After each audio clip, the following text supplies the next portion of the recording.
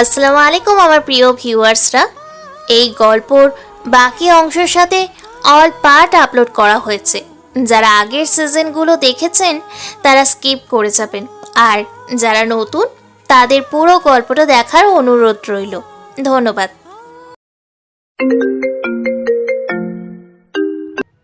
নিজের থেকে 6 মাসের বড় একটা মেয়ের পেছনে ঘুরছেন? 2 বছর ধরে কেন পড়ে আছেন আমার পিছু আয়ান? আপনি কে দিয়ে তৈরি বলুন তো? বেশ রাগী কণ্ঠে বলল চারুলতা। আয়ান নামক শ্যামলা যুবকটা হাঁপাতে হাঁপাতে বলল, আজ আপনার কলেজে অনুষ্ঠান, চারু। আপনার জন্য বেলি ফুলের গাজরা নিয়ে এসেছি। এটা পরলে আপনাকে একদম রাজকন্যার মতো লাগবে। আপনার জন্য গাজরা কিনতে নেই, আপনার জন্য গাজরা কিনতে সেই ভোরে বেরিয়েছি। আরও আগে নিয়ে আসতাম, কিন্তু রিক্সাটা মাঝপথে খারাপ হয়ে গেছে, তাই দৌড়ে আসতে দেরি হয়ে গেছে। চারুলতা অবাক চোখে আয়ানকে দেখছে। এই ছেলেকে সে যত দেখে ততই অবাক হয়। 2 বছর ধরে এর পাগলামের শেষ নেই। আয়ান চারুর কাছে এসে বলল, আপনার খোপায় এই গাজরাটা দিন না চারু, অনেক কষ্ট করে এনেছি। আয়নের দিকে তাকিয়ে দেখলো সে একেবারে ঘামে ভেজা। সত্যি বড্ড কষ্ট করেছে সে। চারু আয়নের হাত থেকে গাজরটা নিল। তারও একটা গাজর খুব দরকার ছিল, কিন্তু কাল থেকে কোথাও পায়নি। আয়ান চারুকে দেখছে। চারু আজ লাল পরে সাদা শাড়ি পরেছে, হাতে লাল রেশমি চুড়ি, কপালে লাল টিপ। সামনে আসা চুলগুলো বারবার জ্বালাচ্ছে তার চারু। মায়াভরা চোখে কাজলের ছোঁয়া, নেই কোনো কৃত্রিম শ্বাস। তার শ্যামবর্ণা চারুলতা কোনো সাধারণের কেউ নয়। আজ তাকে কোনো হুরের থেকে কম লাগছে না। আয়ান তাকিয়ে রইল ওই রূপের দিকে। চারু অনেক চেষ্টা করেও খোঁপায় গাজরাটা লাগাতে পারল না, যার ফলে তার মুখে কিছুটা রাগের আভাস ফুটে উঠল। আয়ান চারুলতার মুখ দেখে হাসল, তারপর নিজেই চারুর হাত থেকে মালাটা নিয়ে বাঁধতে বাঁধতে বলল, বিয়ের পর রোজ আপনার জন্য আমি মালা নিয়ে আসবো চারু। তারপর আপনার খোপায় রোজ গাজরা গুজে দিব, আর আপনি আপনার শাড়ির আঁচল দিয়ে আমার ঘাম মুছে দিবেন। আপনার আর আমার ছোট একটা সংসার হবে। আপনাকে আমি একদম লাল টুকটুকে বইয়ের মতো সাজিয়ে রাখবো, যাকে দেখার স্বাদ এই জীবনে ফুরাবে না আমার।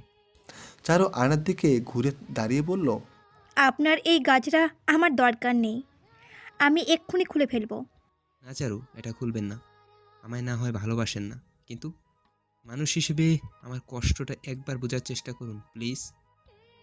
চারুলতা কিছু বলল না। হায়ান নামক শ্যামলা যুবককে পাশ কাটিয়ে যেতে লাগলো। ছেলেটা অদ্ভুত কথা বলে সবসময়। আজ তার কলেজে প্রোগ্রাম আছে, তাই একটু সেজেছে। আর এই পিচ্ছি ছেলে এখানেও তার পিছু নিয়েছে। আয়ান পেছন থেকে চিৎকার করে বলল, করিও না অভিমান, বঙ্গনারী পরের শাড়ি ভালোবাসি গাইব গান। চারু আয়নার দিকে তাকিয়ে রাগ দেখালো, তারপর আবার হাঁটা দিল। আয়ান তার চারুলতা রাগ দেখে হাসে। রাখলে তাকে একদম গিন্নি গিন্নি লাগে। তারপর সেও বাড়ির দিকে হাঁটা দিল। অনুষ্ঠান শেষ হলে আবার চারুকে বাড়ি পর্যন্ত পৌঁছে দিতে হবে। যতই চারু বিরক্ত হোক, তবুও সে চায় না চারুর কখনো কোনো অসুবিধা হোক। আয়ান বাড়িতে যে দেখলো তার মা কাজ করছে। পেছনে জেগে মাকে জড়িয়ে ধরল। আয়ানের মা মমতা বেগম মুচকি হাসলেন। তারপর ছেলের কপালে থাকা ঘাম মুছে বলল, আজও বুঝি চারুর কাছে গিয়েছিলি? আয়ার মুচকি হাসলো। তার বেশ লজ্জা লাগছে। মমতা বেগম ছেলের কপালে চুমু দিয়ে বললেন, থাক, আর লজ্জা পেতে হবে না। আবার ছেলে ওই মেয়েকে পাগলের মতো ভালোবাসে, আর সে সাড়া দেবে না তা কি করে হয়? আজ কোথাও গিয়েছিলি? আজ কোথায় গিয়েছিলি? আর এত দেরি হলো কেন বাপ? চারু, কাল বেলি ফুলের গাজরা খুঁজে পাইনি, তাই আজ তার জন্য গাজরা কিনতে গিয়েছিলাম। আসার সময় রিক্সা খারাপ হয়ে গেছিল, তাই দৌড়ে আসতে দেরি হয়েছে মা। মমতা বেগম ছেলের কপালে চুমু দিয়ে বললেন, বড্ড কষ্ট হয়েছে না? ওই মেয়েকেই আমি তোর বউ করে আনবো। চিন্তা করবি না একদম। মেয়েটার খেয়াল রাখবি বাবা। যা, এখন নাস্তা করে নে, টেবিলে খাবার আছে। অনেক বেলা হয়ে গেছে। তুমি খেয়েছো মা? না রে বাবা, খাইনি। চলো একসাথে খাবো। বাবার ভাইরা কোথায়? তোর বাবার মিটিং আছে, তাই চলে গেছে সকালে। আর তোর ভাইরা স্কুলে গেছে। চল, খেয়ে নিবি এখন। কাঠফাটা রোদে চারদিক। আয়ান একটা ছাতা নিয়ে কলেজের সামনে দাঁড়িয়ে আছে, হাতে এক বোতল পানি। অনুষ্ঠান একটু পরই শেষ হবে। আয়ান একটা গাছের নিচে দাঁড়িয়ে আছে। একটু পর দেখলো গার্লস কলেজের ভেতর থেকে সারি সারি মেয়েরা বেরিয়ে আসছে। এত এত মেয়েদের মধ্যে আয়ান তার চারুলতাকে খুঁজে চলেছে। বেশ কিছু সময় পর সে তার চারুকে খুঁজেও পেল। আয়ান তার কাছে দৌড়ে গেল। চারুকে কিছু বলতে না দিয়ে পানির বোতল আর ছাতাটা ওর হাতে দিয়ে দিল। তারপর দৌড়ে চলে গেল। আর চারু সে অবাক চোখে হায়ানের চলে যাওয়া দেখতে লাগলো। হঠাৎ একটা বাচ্চা ছেলে চারুর কাছে এলো আর হাতে একটা চিরকুট দিল।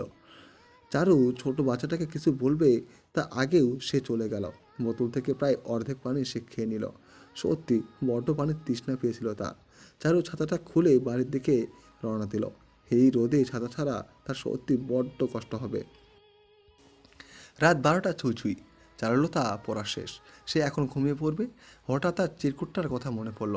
চারু চিরকুটটা খুলল, তারপর পড়তে শুরু করলো। জানেন চারুলতা, আপনি আমাকে যতই রাগ দেখান, যতই আপনার থেকে ছোট বলে অপমান করেন, তাতে আমার কখনো কষ্ট হয় না। আপনাকে আমার হৃদয়ে জমানো ভালোবাসা এই জীবনে দেখাতে পারবো কি না জানি না, তবুও আমি আপনাকে ভালোবাসি। আপনাকে মৃত্যু ভালোবাসি। যে ভালোবাসা শেষ হওয়ার নয়, যে ভালোবাসা হাজার জন্ম কাম্য। আমার ছোট হৃদয়টাতে আপনাকে ছোঁয়ার ইচ্ছে জাগে না, আমার হৃদয়ে আপনাকে ভালো রাখার ইচ্ছে জাগে। আচ্ছা চারু, এক জীবনে কি সত্যি ভালোবাসার মানুষকে ভালোবাসে হৃদয় ভরে? আমার তো ভরবে না। আমি চাই আমার ভালোবাসার সূচনা যেমন রঙিন, শেষটা যেন রঙিন হয়। আপনি ভালোবাসা হয়ে আমার হৃদয়ে থেকে যান চারু। আপনার প্রতি আমার অনুভূতি ঠিক রবীন্দ্রনাথের গানের মতো। শুনতে চান কেমন? আমারও পরানো যাহা চায় তুমি তাই গো। আমারও পরানো যাহা চায়, তোমার ছাড়া এই জগতে মোর কেহ নাই, কিছু নাই গো আমারও যাহা চায়। চারু চিরকুটটা আবারও ভাঁজ করলো, তারপর ডয়ারে চিরকুটটা রেখে দিল। বৃষ্টি পড়ছে খুব। একটা ছোট দোকানের পাশে দাঁড়িয়ে আছে চারুলতা। বৃষ্টিতে ভিজে বাড়িতে যাওয়া যাবে না, কাদের ব্যাগটা বুকের সাথে ঝাপটে ধরে দাঁড়িয়ে আছে সে। আশেপাশে মানুষ খুব কম, চারুর একটু ভয় লাগছে। হঠাৎ চারুলতার নিজের পাশে কারো উপস্থিতি টের পেল। পাশে তাকাতেই সে চমকে গেল। কাকবেজা হয়ে হায়ান তার পাশে দাঁড়িয়ে আছে। সেও হয়তো কলেজ থেকে এসেছে, কিন্তু এ কি, কলেজের ব্যাগ একদম ভিজে গেছে তার। আয়ান চারুলতাকে দেখে মুচকি এসে বলল, হিরো, অনেকক্ষণ দাঁড়িয়ে আছেন তাই না? আপনাকে কষ্ট দেওয়ার জন্য সরি। এখানে আর দাঁড়াতে হবে না, চলুন। আজ বৃষ্টি থামবে বলে মনে হয় না। কিন্তু এত বৃষ্টির মধ্যে যাব কিভাবে? আয়ান মুচকি এসে বলল। কিছু বলবে না, চলুন আমার সাথে। আয়ান চারুর মাথায় দুইটা বড় বড় কচু পাতা ধরল, তারপর আবারও বলল, এবার চলুন চারু। চারু আর আয়ান পাশাপাশি হাঁটছে। চারু বৃষ্টির ঝাপটায় কিছুটা ভিজছে, কিন্তু আয়ান তার শরীরে কাঁপুনি উঠে গেছে, চোখ কিছুটা লাল হয়ে গেছে, তবুও তার মুখে মুচকি হাসি। চারুর চোখে সেই হাসি ফাঁকি দেয়নি। চারু আজকে আবার অবাক হলো এই ছেলেটাকে দেখে। কতটা সহজ সরল এই ছেলে, মনের মধ্যে এতটুকু খাত নেই, শুধু একটা সমস্যা, সে বয়সে ছোট। নানা কথা ভাবতে ভাবতে চারু বাড়ির কাছে চলে এলো। আয়ান চারুর দেখে মুচকি এসে বলল, এবার চলে যান চারু, নিজের খেয়াল রাখবেন, মনে রাখবেন আপনার ভালো থাকা মানে আমার ভালো থাকা, নিজের যত্ন নেবেন, আসি। আয়ান রাস্তার উল্টো দিকে হাঁটা দিল। চারু এখনও আয়নার দিকে তাকিয়ে আছে। চারুর থেকে এক পা করে দূরে চলে যাচ্ছে আয়ান। বেশ কিছুটা দূরে যেয়ে আয়ান পেছনে তাকালো। চারু এখনও আগের জায়গায় দাঁড়িয়ে আছে। দেখে সে আবারও হাসলো। এই হাসি অনেক দূর থেকেও চারুর চোখে স্পষ্ট। চারু তাকে দেখছে, কথাটা ভেবে আয়নের মনে প্রশান্তি চেয়ে যাচ্ছে। 4 দিন পার হয়ে গেছে। আয়নের সাথে চারুর এই কয়েকদিন দেখা হয়নি। চারুর কাছে ব্যাপারটা খুব জোরালো নয়, কিন্তু মনের কথাটাও আয়ন নামক ব্যক্তিকে দেখার প্রয়াস তার জাগে। বিকেলের দিকে জানালার কাছে চারু বসে আছে আনমনে। কেউ একজন চারুর মাথায় হাত রাখতেই সে ওই দিকে তাকালো, দেখলো তার দাদি দাঁড়িয়ে আছে।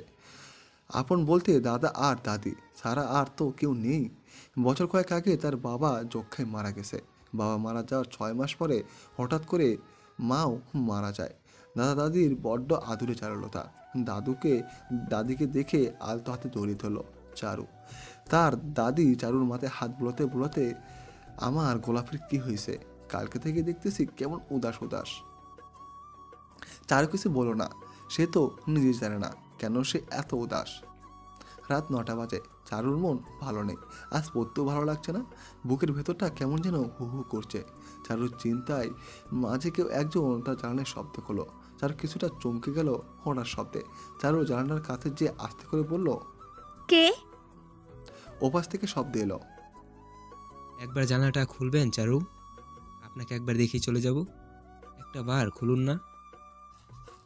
চারুর এই কণ্ঠটা খুব চেনা। গত 2 বছর ধরে হাজার হাজার বার এই কণ্ঠ সে শুনেছে, কিন্তু এই কণ্ঠের মালিক কোথায় ছিল এতদিন? চারু দেরি করলো না, জানালাটা খুলে দিল। জানালা খুলে চারু আয়নের সেই সহজ সরল হাসিটা দেখতে পেল। মানুষটার মুখে যেন হাসি লেগেই থাকে, কিন্তু এ কি, তার চোখের নিচটা এমন কালো কেন হয়ে গেছে? অনেকটা শুকিয়ে গেছে, চুলগুলো কেমন এলোমেলো। চারুলতা চারুলতার হাত মনেই জানালার ওপাশে চলে গেল। তার হাত আয়নের ডান গালে আলতো স্পর্শ করতেই আয়নের চোখ দিয়ে পানি চলে এলো। তার চারুলতা তাকে স্পর্শ করেছে, চারু যেন নিজের মাঝে নেই। সে আবারও বলে উঠল, এতদিন কোথায় ছিলেন আয়ান? আপনাকে বড্ড দেখতে ইচ্ছে করছিল আমার, কিন্তু এই 4 দিনে একবারও আপনি আসেননি। আয়ন চারুর দিকে তাকিয়ে বলল, আমারও আপনাকে বড্ড দেখতে ইচ্ছে করছিল। দেখা হয়ে গেছে চারু, এবার আমায় যেতে হবে। কেউ দেখলে সন্দেহ করবে। জানালাটা লাগিয়ে দিন। আর একটা আপনার জন্য, আর এটা আপনার জন্য। কখনো যদি আমার জন্য এতটুকু ভালোবাসা অনুভব করেন, ওই দিন করবেন চারু। আর হ্যাঁ, যেই দিন বুঝবেন আমায় ভালোবাসেন, ঠিক ওই দিন এই প্যাকেটটা খুলবেন চারু। আমাকে মুখে বলতে হবে না ভালোবাসি, আপনার সাজেই আমি বুঝে নিব চারু। আয়ন জানালার থেকে দূরে সরে এলো, আর চারু সেই জানালার কাছে এখনো দাঁড়িয়ে। অন্ধকারে আস্তে আস্তে আয়ান মিলিয়ে গেল। বাসায় এসে শুয়ে পড়লো আয়ান। মাথাটা বড্ড ব্যথা করছে। 4 দিনের জ্বরে এসে কোথাও যেতে পারেনি। ওই দিন বৃষ্টিতে ভেজার পর আয়ান বাসায় আসে, কিন্তু বাসায় আসার পরই তার জ্বর এসেছে। কিন্তু চারুর সব খবর নিয়েছে সে তার পাশের বাড়ির বন্ধু জামিলের কাছ থেকে। এখনও শরীরটা ভালো না।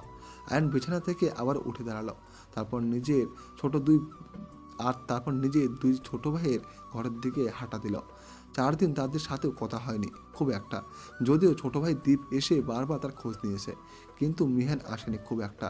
সে ছোট থেকেই অন্যরকম। মিহান অনেকটা গম্ভীর টাইপের, আয়ানকে খুব একটা পছন্দ সে করে না। দীপ আর মিহান যমজ, কিন্তু দুজনের মধ্যে অনেক তফাৎ। দীপ আয়ান বলতেই পাগল একদম, আর মিহান 2 চোখে আয়ানকে দেখতে পারে না। আয়ান ভাইদের ঘরের সামনে এসে উকি দিল, তাকে দেখলো তারা ঘুমিয়ে গেছে। দীপ আর মিহান দুজনেই বড্ড ঘুমায়। ওদের ঘুমাতে দেখে আয়ান নিজের ঘরের দিকে হাঁটা দিল।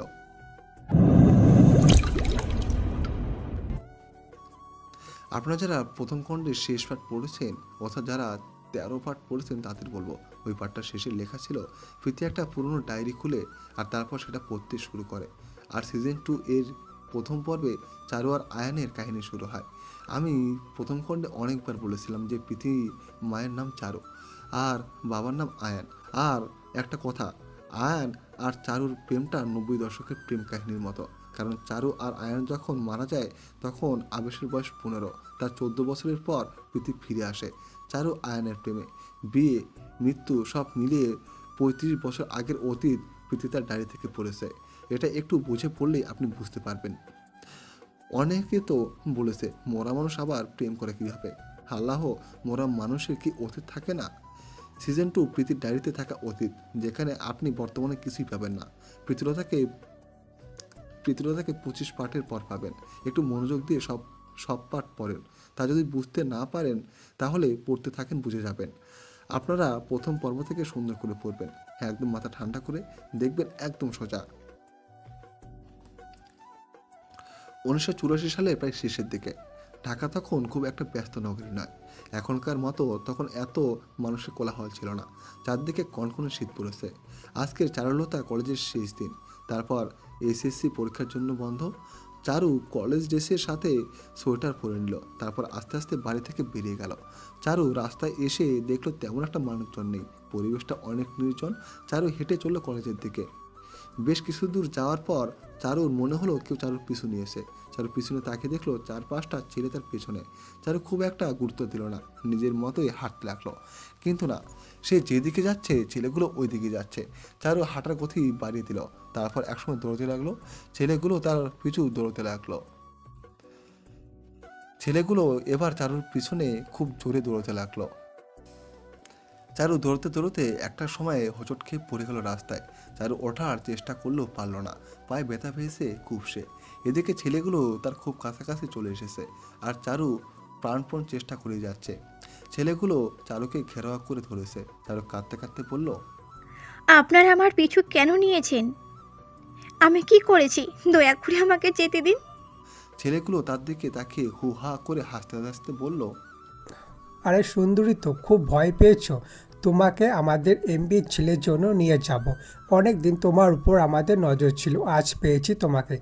এই তাড়াতাড়ি বেঁধে ফেল ওকে। ছেলেগুলো তার দিকে তাকিয়ে হু হা করে হাসতে হাসতে বলল। ছেলেগুলো চারুর গায়ের ওড়না কেড়ে নিল, তারপর ওর হাত আর মুখ বেঁধে ফেললো। চারুর আজ নিজেকে বড্ড অসহায় মনে হচ্ছে। হায়ানকেও আজ কোথাও দেখতে পাচ্ছে না। ওই মানুষটাকে যে চারুর আজ বড্ড প্রয়োজন। চারু নিজেকে ছাড়াতে অনেক চেষ্টা করছে, কিন্তু পারছে না। চারুকে ওরা টেনে হিস্ট্রি নিয়ে যাচ্ছে।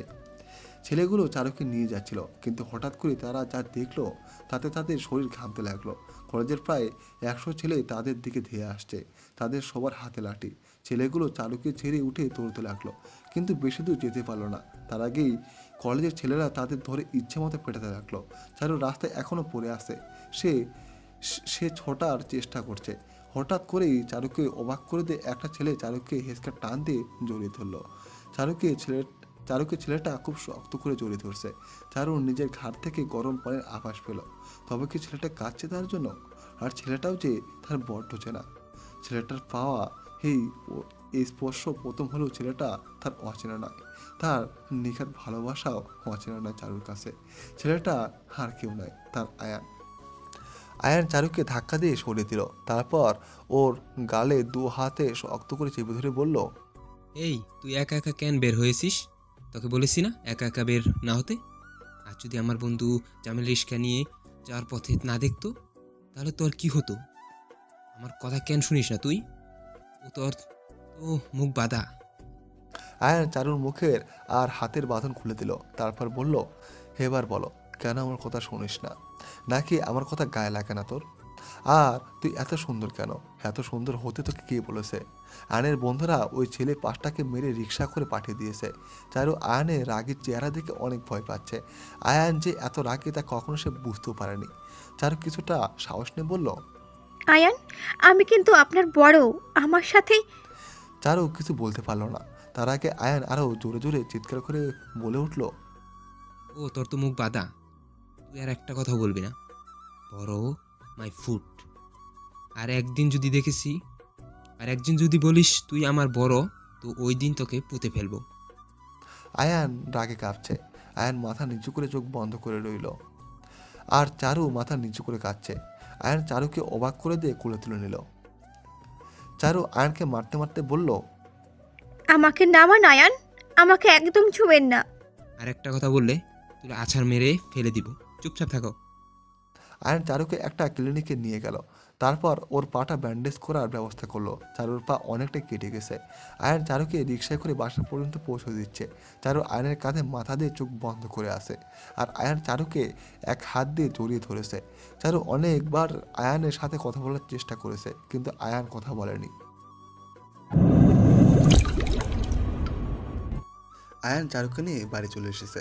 তারপর চারুকে ধরে ওর ঘর পর্যন্ত নিয়ে যায়। চারুর দাদি চারুর পায়ে ব্যান্ডেজ দেখে কান্নাকাটি শুরু করে দিয়েছে। সে কাঁদতে কাঁদতে স্বামীকে ডাকতে গেল। আয়ান চারুকে বিছানায় বসিয়ে দিল। তারপর কিছু না বলে চলে যেতে নিল, কিন্তু যেতে পারল না। চারু আয়ানের হাত ধরে আটকে বলল, আমার সাথে কথা বলবেন না আয়ান। আয়ান চারুর হাত ঝাড়া মেরে সরিয়ে দিল। তারপর ওর গাল আবারও চেপে ধরে বলল, একদম ঢং করবি না তুই। আর শোন, রোজ সন্ধ্যায় ছাদে যাবি। যদি এসে তোকে না দেখি তাহলে খুন করে ফেলবো। আর সন্ধ্যার পর বাইরে কেউ মরে গেলেও গেট খুলবি না। ওষুধ খাবি ঠিক মতো। আর বাড়ির বাইরে ভুলেও যাবি না। জামিল আসবে প্রতিদিন সকালে। যা লাগবে ওকে বলে দিবি। আমি পরের দিন জামিলকে দিয়ে পাঠিয়ে দিব। আর যদি শুনেছি ওষুধ খাস না, তাহলে তোর পা আমি ভাঙবো এসে। ঠিক মতো পড়বি। এবার বুড়ে ফার্স্ট হবি তুই, নাহলে তোকে তুলে নিয়ে বিয়ে করে ফেলবো। আয়ান চারুর গাল ছেড়ে দিল। তারপর চারুর কপালে চুমু খেয়ে বেরিয়ে গেল। কথাগুলো ধমক দিয়ে বললেও তার কথায় রয়েছে গভীর ভালোবাসার প্রকাশ। আয়ান চলে যেতেই চারুর দাদি ঘরে গেল। তারপর চারুর পাশে বসে বলল, কি রে সতীন, পোলাডা ক্যাডারে তোরে কেমনে ধইরা লইয়া আইলো, আবার কেমনে ধমক দিয়া কথা শোনাইয়া গেল? চারু তার দাদির দিকে তাকিয়ে বলল, আমার বইয়েই গেছে তার কথা শুনতে। শুনবো না তার কথা আমি। আমাকে তুলে নিয়ে যাবে? কত বড় সাহস! যাব না সন্ধ্যায় আমি। চারু হালকা কাঁদতে কাঁদতে কথাগুলো বলল। হইছে, আর রাগ দেখাইতে হইব না। তার সামনে তো পুরাই বিলাইয়ের মতো ছিলি, আর এখন বিলাই থেকে বাঘিনী হইয়া গেছে। বুড়ি, বেশি কথা বলবে না। ক্ষুধা লাগছে আমার, খাবার দাও। ঠিক আছে, আমি আনতেছি, তুই বস। একদিন পার হয়ে গেছে, আয়ান আর চারুর দেখা হয়নি। সন্ধ্যা হয়ে গেছে। আয়ান চারুর বাড়ির সামনে। চারু আসেনি ছাদে, কিন্তু আয়ানের দৃষ্টি ছাদের দিকে। অপরদিকে একজন যে তাকে জানালার ফাঁকে দিয়ে দেখছে আর হাসছে। একদিন পার হয়ে গেছে, আয়ান আর চারুর দেখা হয়নি। সন্ধ্যা হয়ে গেছে। আয়ান চারুর বাড়ির সামনে। চারু আসেনি ছাদে, কিন্তু আয়নের দৃষ্টি ছাদের দিকে। অপরদিকে একজন যে তাকে জানালার ফাঁক দিয়ে দেখছে আর হাসছে, সেটা আয়ান জানেই না। চারুকে এক পলক দেখার জন্য বেচারা আয়ান মরি হয়ে উঠেছে। সন্ধ্যা পেরিয়ে রাত হয়ে গেছে। আয়ান এখনও দাঁড়িয়ে আছে। সে তার চারুলতাকে না দেখে যাবে না। এদিকে অন্ধকারের জন্য চারু ও আয়ানকে দেখতে পারছে না। চারু জানালার একদম কাছে বসে আছে। আয়ান আর নিজেকে আটকে রাখতে পারল না। সে চারুর ঘরের কাছে গেল। চারুদের বাসাটা একতলা বিল্ডিং। আয়ান লোহার জানালার আঘাত করলো হাত দিয়ে, তারপর নরম গলায় বলল, চারুলতা, আমার ভুল হয়ে গেছে। আর কখনো আপনার সাথে রাগ করব না, আর কখনো জুড়ে কথা বলবো না চারু। আমাকে মাফ করে দিন। আপনাকে না দেখে আমি আর থাকতে পারছি না। খুব কষ্ট হয় চারু। এক পলক আপনাকে দেখব, আপনার সাথে আর খারাপ আচরণ করব না। চারু, জানালাটা খুলুন একবার। আয়ানের কথার মাঝেই জানালাটা খুলে গেল। কিন্তু এ কি, চারু জানালাটা খুলেনি। জানালা খুলেছে ওর বুড়ি দাদিটা। দাদিকে দেখে আয়ান জোরে করে একটা হাসি দিল। বুড়ি আয়নার দিকে তাকিয়ে বলল, এই রাইতে একটা মাইয়া মানুষের জানালার কাছে কি পোলা। আয়ান কি বললে বুঝতে পারছে না। সে মাথা নিচে করে রইল। এখন থেকে আমি নিজে তোমার এই মুখ পুরি বউরে ছাদে লইয়া যামু। তোমার আর কষ্ট করা লাগবো না। বেশিক্ষণ কথা কইতে পারবা না, চারুর দাদাই নইলে টের পাইব। কথা কও দুইজনে তাড়াতাড়ি। আয়ান দাদির দিকে তাকিয়ে রইল। দাদি হালকা এসে বলল, আমারে তোমার বউ সব কইছে। যেই মানুষ ভালোবাসার মানুষের বিপদে পাশে থাকে, সেই আসল মানুষ। লও, কথা কও দুইজনে। দাদি সরে গেল। চারু জানালার কাছে এসে বলল। চারুকে দেখে আয়ান বলল, কেমন আছেন চারুলতা? ভালো। আপনার জন্য কতক্ষণ দাঁড়িয়েছিলাম জানেন? আপনি তো আমাকে ঠিকই জানালা দিয়ে দেখেছেন, আর চোখ দিয়ে গিলে খেয়েছেন। চারু আয়নের কথাই হয়ে তাকিয়ে রইল, কারণ আয়নের তো জানার কথা না। আয়ন মুচকে হাসলো, তারপর বলল, আমার এখন যেতে হবে চারু। আরেকটা কথা বলেও, রাতে দরজা খুলবেন না। আর যদি কেউ চলেও আসে, তাহলে সিঁড়ি বেয়ে উপরে চলে যাবেন। তারপর আমাদের আম গাছ বেয়ে নিচে নেমে সোজা আমার বাড়ি চলে আসবেন, নয়তো জামিলের বাড়ি চলে যাবেন। মনে রাখবেন, আপনার উপর শকুনদের নজর লেগেছে। আমি আসি, কেমন? জানালাটা লাগিয়ে দিন। আয়ন একা আসেনি, সাথে তার আরও 4 জন বন্ধু ছিল। তারা দূরে দাঁড়িয়ে ছিল। আয়ন ওদের নিয়ে রওনা দিল বাড়ির দিকে। তাদের সবার বাড়ি কাছাকাছি।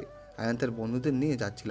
হঠাৎ করে জামিল বলল, আয়ান, আমার কেন যেন মনে হচ্ছে এখানে আমরা একা নই, আরও লোক আছে। আমি তো কাউকে দেখতে পাচ্ছি না। জামিল ফিসফিসিয়ে বলল, হতেই পারে না, এখানে লোক আছে। আমরা আগের মতোই গল্প করব, কিন্তু সাবধান থাকবো, ওকে? আর যদি মনের ভুল হয় তাহলে হোক। সবে জামিলের সাথে সহমত হলো, কারণ এমপির ছেলের লোকদের তারা মেরেছে। তারা এত তাড়াতাড়ি ছেড়ে দেবে না। আয়ান সবার সাথে গল্প করছিল আগের মতো। হঠাৎ করে পেছন থেকে কয়েকটা ছেলে ওদের উপরে হামলা করলো। 6 দিন পার হয়ে গেছে। আয়ান চারুর বাড়ির কাছে আসেনি। চারু রোজ ছাদে যায়, কিন্তু আয়ান আসে না। জামিলও আসে না। চারুর এখন আর কিছুই ভালো লাগে না।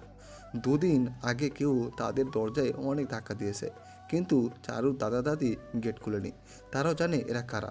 চারুদের বাড়িটা ছোট হলেও বেশ মজবুত, তাই দরজা ভেঙে ভেতরে ঢোকাও কষ্টের। আর আগে দরজা জানালা কাটার এত মেশিনও ছিল না, তাই মজবুত বাড়িতে সন্ধ্যার পর দরজা না খুললে ঢোকা বড্ড মুশকিল হয়ে যেত। চারু এখন আর ঠিক মতো খায় না। কেন যেন অকারণে তার বড্ড কান্না পায়। ছেলেটা সেই 6 দিন আগে এসেছিল, তারপর আর আসেনি তার কাছে। চোখের নিচে কালি পড়েছে চারুর। আয়ান নামক শ্যাম পুরুষকে সেও ভালোবাসে, কথাটা বুঝতে কি তবে একটু বেশি দেরি হয়ে গেছে তার? চারু কাঠের আলমারিটার ভেতর থেকে আয়নের দেয়া সে উপহারের প্যাকেটটা বের করলো। আয়ন বলেছিল যেদিন চারু বুঝবে সেও আয়নকে ভালোবাসে ওই দিন যেন প্যাকেটটা খোলে।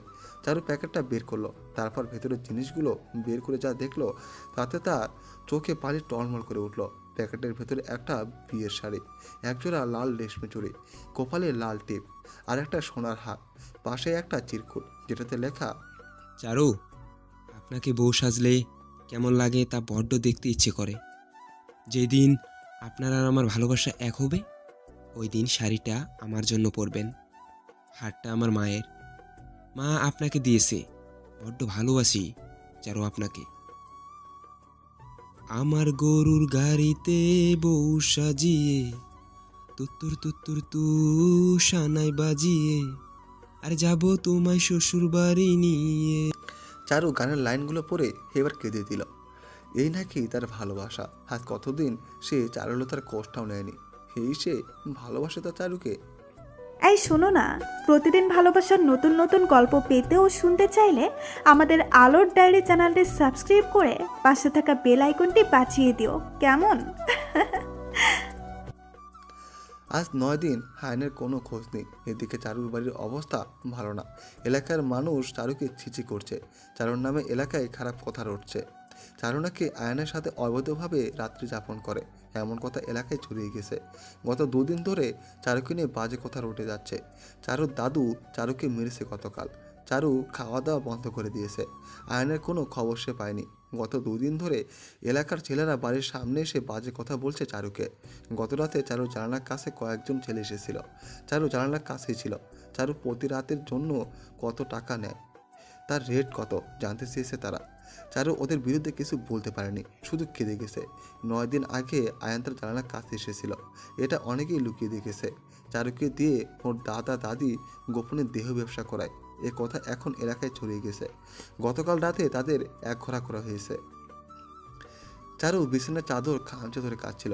হঠাৎ ওর দাদি এসে বলল, তোর লগে জামিল নামের একটা পোলা দেখা করতে আইছে বই। চারু জামিলের কথা শুনে কোনো রকম ওড়না জড়িয়ে দৌড়ে গেল। বসার ঘরে জামিল বসে আছে, তার মাথায় ব্যান্ডেজ করা। দেখে তাকে অসুস্থ মনে হচ্ছে, খুব বেশ শুকিয়ে গেছে। চারু জামিলের কাছে দৌড়ে যেয়ে বলল, জামিল ভাই আমার, তোমার মাথায় কি হয়েছে? তুমি এতদিন পর কেন এসেছো? আয়ান কোথায়? তুমি জানো আমার ওপর দিয়ে কি যাচ্ছে? আমরা এলাকায় মুখ দেখাতে পারছি না। আয়ান কেন আসছে না? চারু কান্নায় ভেঙে পড়ল। জামিলের চোখেও পানি চারুর অবস্থা দেখে। সে মূলত চারুর ব্যাপারে কাল রাতে খবর পেয়েছে, আয়ানই তাকে পাঠিয়েছে। চারুদের বাড়িতে ঢোকার সময় অনেকে ইঙ্গিতে খারাপ কথা বলেছে তাকে, কিন্তু সে তো চারুকে নিজের বোনের মতোই দেখে। জামিল চারুর পাশে বসে বলল, আজ বিকেল 5টায় আয়ান আসবে, তাকে দেখলেই বুঝতে পারবে কেন সে আসেনি এতদিন। চিন্তা করো না কোনো, তোমার চিন্তা দূর করার ব্যবস্থা হচ্ছে, আর সেটা আজই। মানেটা সময় হলেই জানতে পারবে। এবার আমি যাই, কেমন? জামিল চলে গেল, আর চারু তার যাওয়ার দিকে তাকিয়ে রইল। আয়ান আসবে কথাটা শোনার পর থেকে চারুর মনটা কেমন যেন হানচান করছে। হাজারো প্রশ্ন নিয়ে তার হৃদয়ে বসে আছে, যার উত্তর আয়ান নামে শ্যাম পুরুষের কাছে আছে। হাজারো চিন্তার মাঝেই বাইরে কারো গলার আওয়াজ পেল চারু। কণ্ঠটা সে চেনে, এটা তাদের পাশের বাড়ির লোক। লোকটার নাম রমিজ, তার একটা ছেলে আছে সাদেক, এলাকায় বখাটেদের অন্যতম একজন সদস্য। চারুকে বড্ড জ্বালায়। 1 বছর ধরে বিয়ে করার জন্য উঠে পড়ে লেগেছে বখাটের সাদেক, কিন্তু চারুর দাদা দাদি মোটে রাজি নয় এই প্রস্তাবে।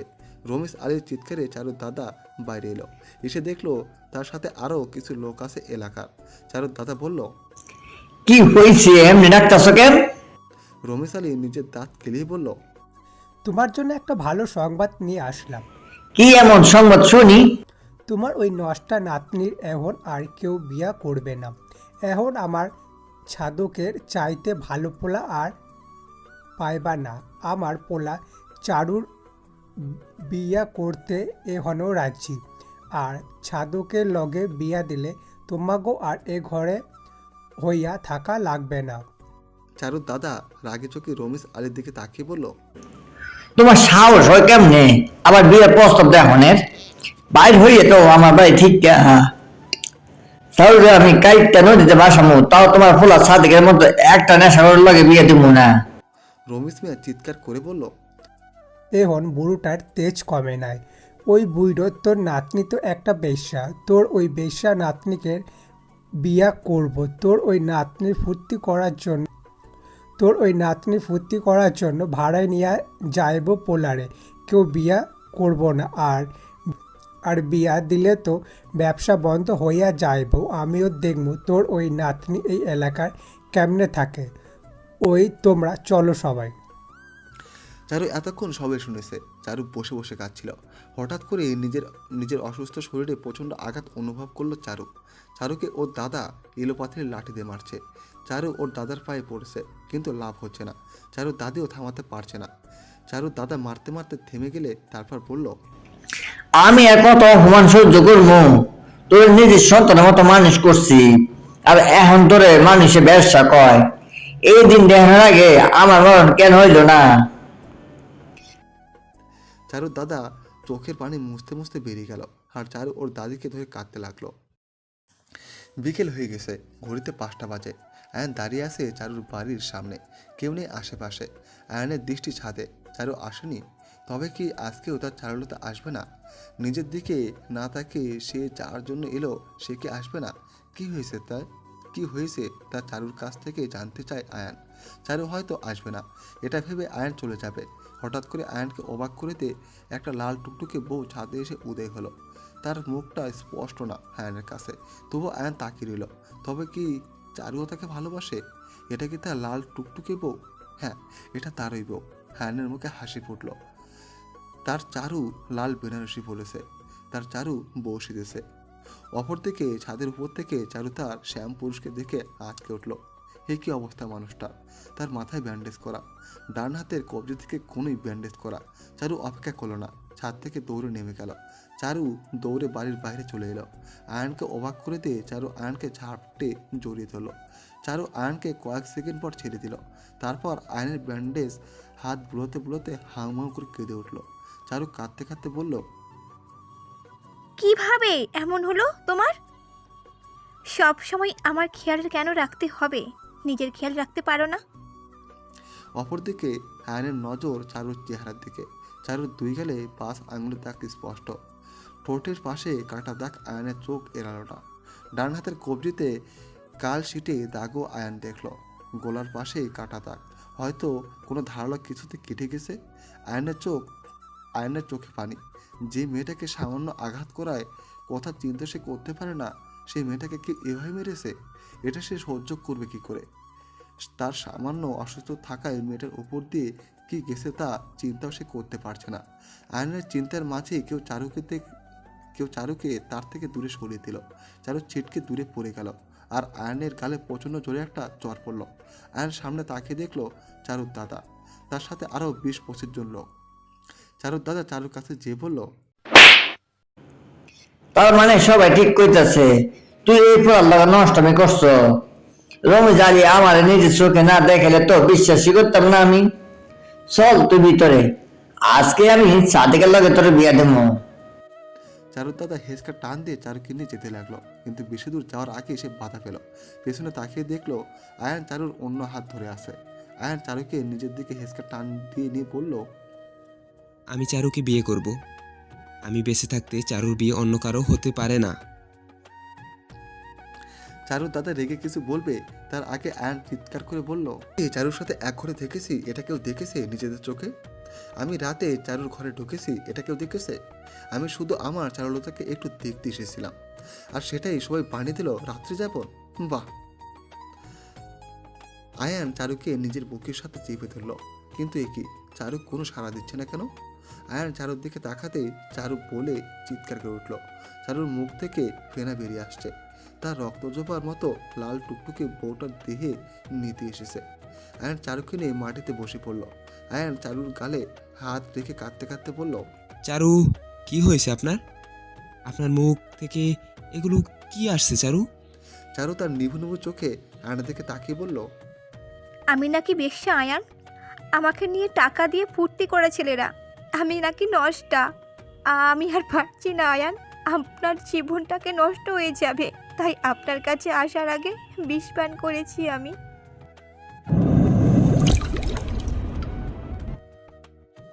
চারুকে হাসপাতালে নেওয়া হয়েছে। ডাক্তার চারুর পেট থেকে বিষাক্ত পয়জন বের করেছে। কিছুক্ষণ আগে জ্ঞান এসেছে চারুর। এখনও কেউ চারুর সাথে দেখা করেনি। চারু চোখ বন্ধ করে শুয়েছিল। দরজা বন্ধ করার আওয়াজে সে চোখ খুলল, কিন্তু চোখ খুলে যা দেখলো এতে তার পরন যায় যে অবস্থা। হায়ান তার সামনে দাঁড়িয়ে আছে। হায়ান যে বড্ড রেগে আছে তা চারু বুঝতে পারল। তবুও নিজের মুখে কিছুটা হাসি ফুটিয়ে বলল, আয়ান, আমাকে চারু আর কিছু বলার আগে হায়ান এসে ওর মুখ চেপে ধরল। তারপর বলল, এই, তোর ভয় করে না আমাকে? দাঁড়া তুই, যাতে আমাকে ভয় পাস সেই সব ব্যবস্থা আমি করে ফেলেছি। কিভাবে পারলি বিষ খেতে তুই? আমাকে যদি তোর কিছু হতো তাহলে আমি কি করতাম বল? কি করতাম? তোর মৃত্যুর আগে যেন আল্লাহ আমাকে আগে নিয়ে যায়। আয়ান কথাগুলো বলতে বলতে কেঁদে দিল চারুকে ধরে। আমাকে কেন একটু বুঝতে চাও না চারুলতা? আমি কি এতটাই খারাপ যে আমাকে বোঝা যায় না? আপনার কাছ থেকে তো অনেক ভালোবাসা আমি চাইনি। আপনি শুধু আমাকে বুঝবেন, ব্যাস এটুকুই। আপনি কি সত্যি আমার চোখে ভালোবাসা দেখতে পান না চারু? একটা মানুষ আর কতভাবে বোঝাতে পারে বলুন তো? আমাকে এত শাস্তি না দিয়ে মেরে ফেলুন চারু, মেরে ফেলুন। আর যদি আপনার কিছু হতো তাহলে আমি কি করতাম চারু, কি করতাম? আমি তো আপনাকে হারাতে চাই না চারু। আপনাকে নিয়ে 1000 জনম পাড়ি দিতে চাই। ছেলেটাকে রেখে মরে কেন যেতে চান আপনি? জানেন চারু, আমি রোজ খোদার কাছে বলি যেন আমি আগে মরি, কারণ আপনার মৃত্যু আমি সহ্য করতে পারবো না। তাহলে আপনি কেন আমাকে ছেড়ে যেতে চান চারু? কেন? যদি সত্যি ছেড়ে যেতে চান তাহলে নিজের হাতে মেরে চলে যাবেন, আমি বাধা দিব না। কিন্তু আমাকে বাঁচিয়ে রেখে যাবেন না কখনো। আপনাকে সারা বেঁচে থাকার কথা কখনো ভাবতেও পারি না আমি চারু। আয়ান চারুকে জড়িয়ে ধরে কাঁদতে কাঁদতে কথাগুলো বলল। চারুও আয়ানকে ধরে কাঁদছে। হ্যাঁ, সে সত্যি বড্ড ভুল করেছে তার শ্যামপুরুষকে বুঝতে। আয়ান চারুকে ছেড়ে দিল। তারপর মাথা নিচু করে চোখের পানি মুছে বলল, একটু পর কাজে আসবে, এখানে আপনার বিয়ে হবে। মানে? মানে যা বললাম আমি আপনাকে এখনই বিয়ে করব। আমি আপনাকে এখন বিয়ে করব না। আয়ান তড়িৎ গতিতে এসে চারুর হাত চেপে ধরে বলল, অসুস্থ বলে কিছু বলছি না, আমার রাগ উঠিও না চারু। চারু আয়নের কথায় পাত্তা দিল না। মুখ ভেঙচি কেটে বলল, ছেলের তো ঠিক মতো দাঁড়িয়েই হয়নি, সে নাকি আবার বিয়ে করবে। তার সাহেব, বিয়ে যে করবেন, বউ ছেলে মেয়েকে কি খাওয়াবেন? আয়নের রাগ হঠাৎ করে পানি হয়ে গেল। আয়ন বাঁকা এসে বলল, আমার বউ আর যাই হোক তোমার মতো রাক্ষসী নয়। আর দাদির কথা বলছো, ওটা ঠিক সময় হলেই হয়ে যাবে। বউয়ের আদর পেলে দাড়ি তাড়াতাড়ি হয়, তাই তো বউ নিয়ে বাড়ি যাবো আজ। আয়নের ফিসফিস করে বলা কথায় চারু লজ্জে মাথা নত করে আসে। ছেলেটাকে সে যত ভালো ভাবতো সে তার কানা করেও ভালো নয়, বড্ড দুষ্টু স্বভাবের। আয়নের কথার মাঝেই দরজায় টোকা পড়ল। আয়ন চারুর কাছ থেকে দূরে সরে এলো। আয়ন মুসকে হাসতে হাসতে দরজা খুলল। দরজা খুলেই দেখলো তার মা দাঁড়িয়ে আছে। আয়নের মা তার সাথে আরও 2 জন মেয়েকে এনেছেন। আয়নের মা আয়নকে বাইরে রেখে দরজা লাগিয়ে দিল। অপরদিকে আয়নকে ধরে নিয়ে গেল ওর বন্ধুরা। আয়নকে কিছু বলার সুযোগ কেউ দিল না। অন্যদিকে আয়নের মা চারুর মাথায় হাত বুলিয়ে বললেন, চারুমা, আমার ছেলেটা অনেক ভালো, নিজের ছেলে বলে বলছি না, তোমায় বড্ড ভালোবাসে সে। আজ থেকে ভালোবাসে না সেই 4 বছর ধরে। প্রথম 2 বছর লজ্জায় যেতে পারেনি। তারপর আমি বলেছিলাম তোমাকে জানাতে, তোমাকে তোমার ব্যাপারে সব বলে আয়ন। যতক্ষণ বাড়িতে থাকে ততক্ষণ ওর মুখে শুধু চারুর নাম। আমার ছেলেটা তোমার চিন্তায় ঠিক মতো ঘুমায় না। কতদিন রাতে যে ছুটে এসেছে তোমার বাড়ির কাছে তার হিসাব নেই। কোনো বিপদ হলে কে দেখবে এই ভয়ে। আমি তাকে কখনো আটকাইনি ওকে, আর আটকাতেও চাইও না। ভালোই তো বেসেছে, শুধু কোনো অন্যায় তো করেনি। আমার ছেলে তোমায় যতই ভালোবাসুক, তবুও আমি জানতে চাই তুমি তাকে বিয়ে করবে কি না। আমি কোনো মেয়ের ওপর বিয়ে নামক পবিত্র বন্ধন চাপিয়ে দিতে চাই না মা। তুমি কি রাজি চারুমা? চারু দীর্ঘশ্বাস ছেড়ে বলল, যা করলে আয়ান ভালো থাকবে তাই করুন। তবুও আমি তোমার মতো চাই। আয়নের একার মতে আমি এই বিয়ে দিতে পারি না চারুমা। আয়ানের মতোই আমার মত মা। আয়নের মায়ের ঠোঁটে হাসি ফুটল। চারু তাকে মা বলে ডেকেছে। আয়নের মা উত্তর পেয়ে গেছে। আয়নের মা চারু থুতনিতে হাত রেখে বললেন, এই তোরা আমার চারুমাকে সাজা সুন্দর করে, একদম লাল টুকটুকে বউ সাজাবি কিন্তু। আজ আমি ঘরে লক্ষ্মী ওঠাবো। চারুকে লাল বেনারসি পরানো হয়েছে। তার কপালে লাল আর সাদা কুমকুমের ছোঁয়া, চোখে গাঢ় কাজল আর ঠোঁটে লাল লিপস্টিক, পুরো শরীরে খাঁটি সোনার ভারী গয়না, দুই পায়ে আলতার ছোঁয়া। একটা লাল রঙের পাতলা ঘোমটা দিয়ে চারু সুন্দর মুখটা আড়াল করা হলো। তারপর তার গলে চকচকে সোনালি সুতোর একটা লাভ সেইফের মালা পরানো হলো। অপরদিকে আয়নকে সাদা পাঞ্জাবি পরানো হয়েছে, এক হাতে ঘড়ি আর অন্য হাতে সোনালি রঙের চকচকে সুতোর হাত বন্ধনী, মাথায় একটা সাদা পাগড়ি, গলায় সোনালি ঝুড়ি, সুতো লাভ সেইফের মালা, হাতে রুমাল আয়নের। হাসপাতালে ডাক্তার নার্স সবার মুখে হাসি। এই প্রথম তাদের হাসপাতালে কারো বিয়ে হচ্ছে। একে অন্যের জন্য পাগল এমন একজোড়া চড়ুই পাখির বিয়ে দেখতে কার না ভালো লাগে। চারুকে আয়নের পাশে বসানো হয়েছে। 5,000 টাকা তাদের বিয়ের দিনমহর। কাজী সাহেব আয়নকে কবুল বলতে বললেন। আয়ন আস্তে আস্তে কবুল বলল। তার কেমন যেন লাগছে বড়দের সামনে। বাবার সামনে কবুল বলতে বেশ লজ্জাই তার লাগছিল। চারুকে কবুল বলতে বললে সে চুপ করে রইল। লজ্জায় বলতে পারছে না, মাথা তুলে তাকাতে পারছে না। অবশেষে আয়নের মা চারুকে ধরে সাহস দিল। চারু নিজের মধ্যে কিছুটা সাহস জুগিয়ে কবুল বলেই ফেলল। আর সবাই আলহামদুলিল্লাহ বলল। এবার চারুর বিদায়ের সময়। চারু তার দাদিকে ধরে খুব কাঁদছে। আশেপাশে প্রাণপ্রিয় দাদাকে দেখতে না পেয়ে বড্ড কষ্ট পেল সে। আয়নের মা চারুকে ধরে বাইরে নিয়ে গেল। চারু আর আয়ানকে একটা রিক্সাতে বসানো হলো। তারপর রিক্সার চারদিকে কাপড় পেঁচানো হলো। ভেতরে শুধু বর আর বউ। যদিও আয়ানের বাবার গাড়ি আছে, তবু আয়ান তার বউকে নিয়ে সাধারণের মতোই যাবে। ছোট একটা রিক্সায় চারু আর আয়ান। চারু কান্নায় কথা ভুলে গেছে। পাশে থাকা শ্যাম পুরুষের জন্য বড্ড লজ্জা লাগছে তার নিঃশ্বাসের শব্দ চারু শুনতে পারছে। সবসময় গল্পের নায়িকাদের ইয়া বড় কোটি টাকার গাড়িতে করে নিয়ে লাগবে কেন শ্বশুরবাড়ি? আয়ান চারু 80 দশকের একটা প্রেম জুটি, তাই তাদের বিয়ের আয়োজনও ওই সময়ের মতোই করেছি। আগে বড় বড় গাড়ি ছিল না, তাই তখন রিক্সাতে কাপড় বেচিয়ে বর বউকে নেওয়া হতো। আমার নানির কাছ থেকে তথ্যগুলো নিয়ে কপি করে দিয়েছি। যারা অতি আধুনিক তাদের হয়তো ভালো লাগবে না, কিন্তু কিছু করার নেই আমার। কিছু বিয়ে কল্পনার মতো না হয়ে বাস্তবের মতোই হোক। যদিও গল্পটা কাল্পনিক, তবুও আমি বাস্তবপ্রেমী মানুষ। কেমন হয়েছে জানাবেন। চারু তার শ্বশুরবাড়ির দরজার সামনে দাঁড়িয়ে আছে। তার পাশে আয়ান দাঁড়িয়ে আছে। বেচারা আয়ান লজ্জায় মাথায় তুলতে পারছে না সে চারুকে বিয়ে করেছে। এই খুশিতে তার নাচতে ইচ্ছে করছে, কিন্তু এত এত লোকদের সামনে তা পারছে না। চারু তার বউ কতটা ভাবতেই তার মুখে হাসি ফুটল। আয়ান রুমাল দিয়ে নিজের ঠোঁট ঢেকে রেখেছে, তাই তার হাসি খুব একটা দেখা যাচ্ছে না। চারুর অপেক্ষার অবসান ঘটিয়ে দুটো মেয়ে এলো। একটা মেয়ে থালায় দুধ আর আলতা চারুর পায়ের কাছে রাখলো। অন্য আরেকটা মেয়ে একটা সাদা সুতির কাপড় চারুর সামনে বিছিয়ে দিল। তারপর চারুর শাশুড়ি বলল, এই দুধ আলতায় পা রাখবে, তারপর কাপড়ের উপর হেঁটে ঘরে প্রবেশ করো মা। চারুর শাশুড়ির কথায় মাথা দুলিয়ে হ্যাঁ বোঝালো। তারপর ভালো মেয়ের মতো দুধে আলতা পায়ে রেখে ঘরে ঢুকলো। চারু একটা নকশা করা খাটের উপরে বসে আছে। একটু পর পর এক একজন আসছে আর তাকে দেখে যাচ্ছে। সবাই চারুকে দেখে শুধু একটা কথাই বলল, মাশাল্লাহ। তবে সবাই আয়ান আর চারুর বয়স নিয়ে একটু কানাঘুষা করছে, যেটা স্বাভাবিক ব্যাপার। কারণ আমরা এমন একটা জায়গায় থাকি যেখানে ছেলের বয়স যদি মেয়ের থেকে 2 গুণ হয় তাতে সমস্যা নেই, কিন্তু মেয়ের বয়স আর ছেলের বয়স সমান হতে পারবে না। আর যদি মেয়ে বড় হয় তাহলে তো কথাই নেই। আয়নের মা বুঝেও ওই সব কথায় কান দিল না। চারু অনেকক্ষণ ধরে খেয়াল করছে কেউ দরজার সামনে দাঁড়ানো, বারবার তার দিকে উকি দিচ্ছে, কিন্তু সে তাকাতে ব্যক্তিটা আবার সরে যাচ্ছে। চারু শাশুড়ি দেখলো চারু দরজার দিকে তাকিয়ে আছে। মমতা বেগম চারুর কাঁধে হাত রেখে বলল, কি হয়েছে মা, ওইভাবে দরজার দিকে তাকিয়ে আছিস কেন? চারু আস্তে করে বলল, মা দরজায় কেউ আছে, বারবার উঁকি দিয়ে যাচ্ছে, আমি তাকাতেই আবার সরে যাচ্ছে। দাঁড়া আমি দেখছি কে ওখানে। চারুর শাশুড়ি দরজার কাছে যেয়ে মুচকি এসে বলল। আমার বোকা ছেলেটা এখানে কি করছে হ্যাঁ?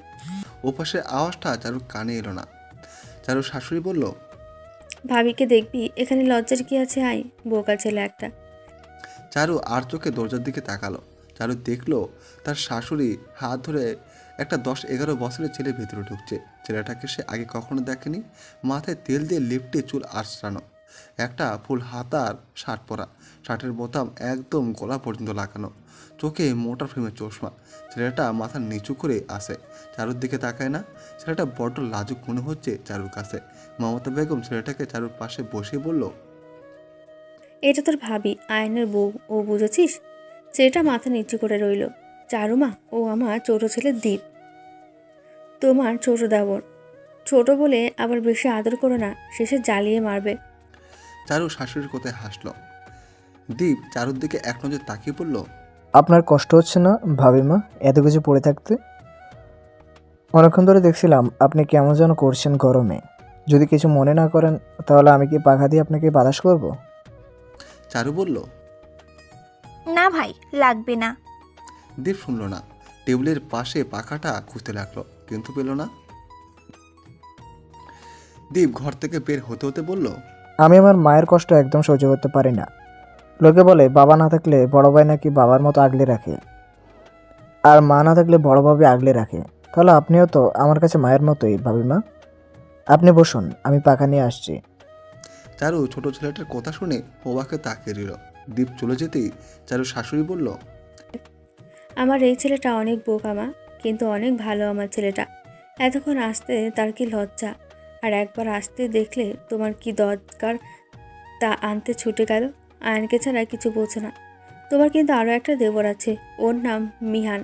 হয়তো নিজের ঘরে আছে এখন, খুব একটা কথা বলে না মিহান। দীপ একটা পাকা হাতে দৌড়ে এসে বলল। মা, তুমি এবার যাও, খাওয়ার ব্যবস্থা করো আমাদের জন্য। আমি ভাবিমার কাছে আসি, যাও তুমি। মমতা বেগম চলে গেল। দীপ মাথা নিচু করে চারুর পাশে বসে রইল। চারু বারবার আর চোখে দীপকে দেখছে। ছেলেটা অনেক সহজ সরল। দীপ নীরবতা ভেঙে চারুকে বলল। আপনার জন্য একটা জিনিস এনেছিলাম, যদি গ্রহণ করতেন খুব খুশি হতাম। চারু আস্তে করে বলল। কি জিনিস ভাই? কাল সকালে দেবো আপনাকে ভাবিমা। চারু হাসলো শুধু। এতটুকু ছেলে তার জন্য উপহার এনেছে, ভাবা যায়। রাত 11টা ছুঁই ছুঁই। চারুকে আয়নের ঘরে বসানো হয়েছে। ঘরটা সাজানো হয়েছে বেশ ভালো করেই। রঙিন কাগজ দিয়ে ঘরটা সাজানো, কাগজের বানানো ফুলও আছে। তবে বিছানা লাল গোলাপ দিয়ে সাজানো। আয়নের ঘরটা সাধারণভাবে সাজানো। বড় ঘরটা এক কোণে একটা বড় আলমারি, তার পাশে একটা বড় টেবিল। ঘরটার দক্ষিণ দিকে একটা ছোট খাট। একজন ঘুমাতেই কষ্ট, কিন্তু ওইখানে কেউ ঘুমায় না, কারণ ছোট খাটটার এক পাশে তবলা আর হারমোনিয়াম। হয়তো আয়ান গান গায়। তার একটু পাশেই একটা বড় আয়না, হয়তো সাজসজ্জার জন্য রাখা। চারু চিন্তার মাঝে দরজা খুলে কেউ ভেতরে ঢুকলো। চারু জানে মানুষটাকে। চারু তার শ্যামপুরুষকে অনুভব করতে পারে। চারুর পাশে আয়ান ধপ করে শুয়ে পড়ল, তারপর বলল। আমার ঘরে আপনি কি করছেন চারুলতা? চারুর কেন যেন ভয় করছে। তার জানা মতে বিয়ের পর স্বামী স্ত্রী তো এক ঘরে থাকে। আয়ান আবারও বলল। আপনি কে হন আমার? চারু তা জানেন? এসব কি বলছেন আয়ান? আমি আপনার স্ত্রী হই। আয়ান উঠে বসলো। তারপর চারুকে অবাক করে দিয়ে আয়ান চারুর ঘোমটার ভেতরে মাথা ঢুকিয়ে দিল। চারু আয়নের কাজে ভরকে গেল। আয়ান ঘোমটার ভেতরেই চারুর গাল আলতো হাতে ধরল। তারপর চারুর চোখের দিকে তাকিয়ে বলল। আপনি আমার অর্ধাঙ্গিনী চারু। আপনি আমার আত্মার শান্তি। আপনি আমার আধা রাতের চাঁদের আলো। আপনি সে যাকে আমি নিজের থেকে 1000 গুণ ভালোবাসি, যাকে ভালোবেসে আমি মরতে চাই না, যাকে ভালোবেসে আমি বাঁচতে চাই, যার নাম আমার প্রতিটি শ্বাস প্রশ্বাসের সাথে মিশে আছে, যাকে ছাড়া এই আয়নের কোনো স্বস্তি নেই। ভালোবাসি আপনাকে চারু, বড্ড ভালোবাসি। আয়ান চারুর দিকে তাকিয়ে আছে, আর চারু নিচের দিকে তাকিয়ে আছে। আয়নের চোখের দিকে সে তাকাতে পারবে না, সে সাহস তার নেই। চারুর মুখে বিন্দু বিন্দু ঘাম জমে গেছে। কেন যেন আজ আয়ানকে তার ভয় লাগছে। আয়ান চারুর দিকে তাকিয়ে আবারও বলল। চারু, আপনি যখন আমার কাছে থাকেন তখন আমার শরীরের কম্পন বেড়ে যায়, আমার শ্বাস আটকে যায়, আমার তখন নিঃশ্বাস নেওয়ার জন্য চারু নামক অক্সিজেন বেশি প্রয়োজন হয়। আয়ান নিজের কপালের সাথে চারুর কপাল মিশিয়ে দিল। চারুর গোলাপে গড়িয়ে পড়া ঘাম আয়ান দেখছে। আয়ান ডান হাতে আঙ্গুল দিয়ে সেই ঘাম স্পষ্ট করতে চারুর তা ধরে ফেলল। আয়ান চারুর কাণ্ড দেখে বাঁকা আসলো। তার নজর চারুর লজ্জামাখা মুখটার দিকে। আয়ান চারুর নাক ফুলে একটা চুমুতে বলল, নাক ফুলে আপনাকে এত সুন্দর লাগবে এটা যদি আগে জানতাম তাহলে আরো আগে আপনাকে পরিয়ে দিতাম বেগম সাহেবা। বেগম সাহেবা কথাটা শুনেই চারু আয়নার দিকে তাকালো। আয়নের মুখে এখনো সেই হাসি। আয়ন চারুর দিকে তাকিয়ে বলল, সারা রাত কি এভাবে থাকবেন?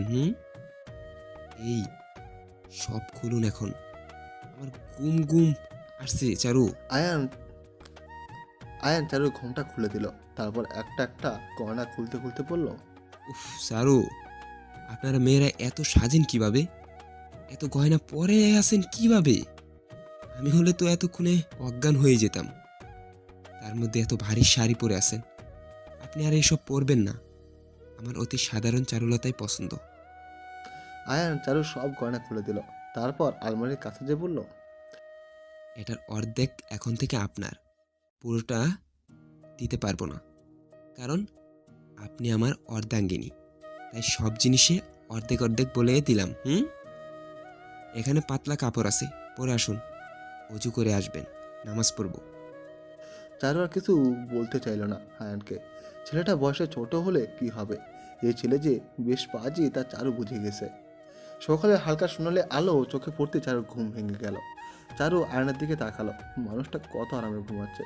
কাল আয়নের বাম হাতের উপর মাথা রেখে ঘুমিয়েছে সে। যেহেতু ডান হাতে আয়নের ব্যথা, তাই বাম হাতেই ঘুমিয়েছে।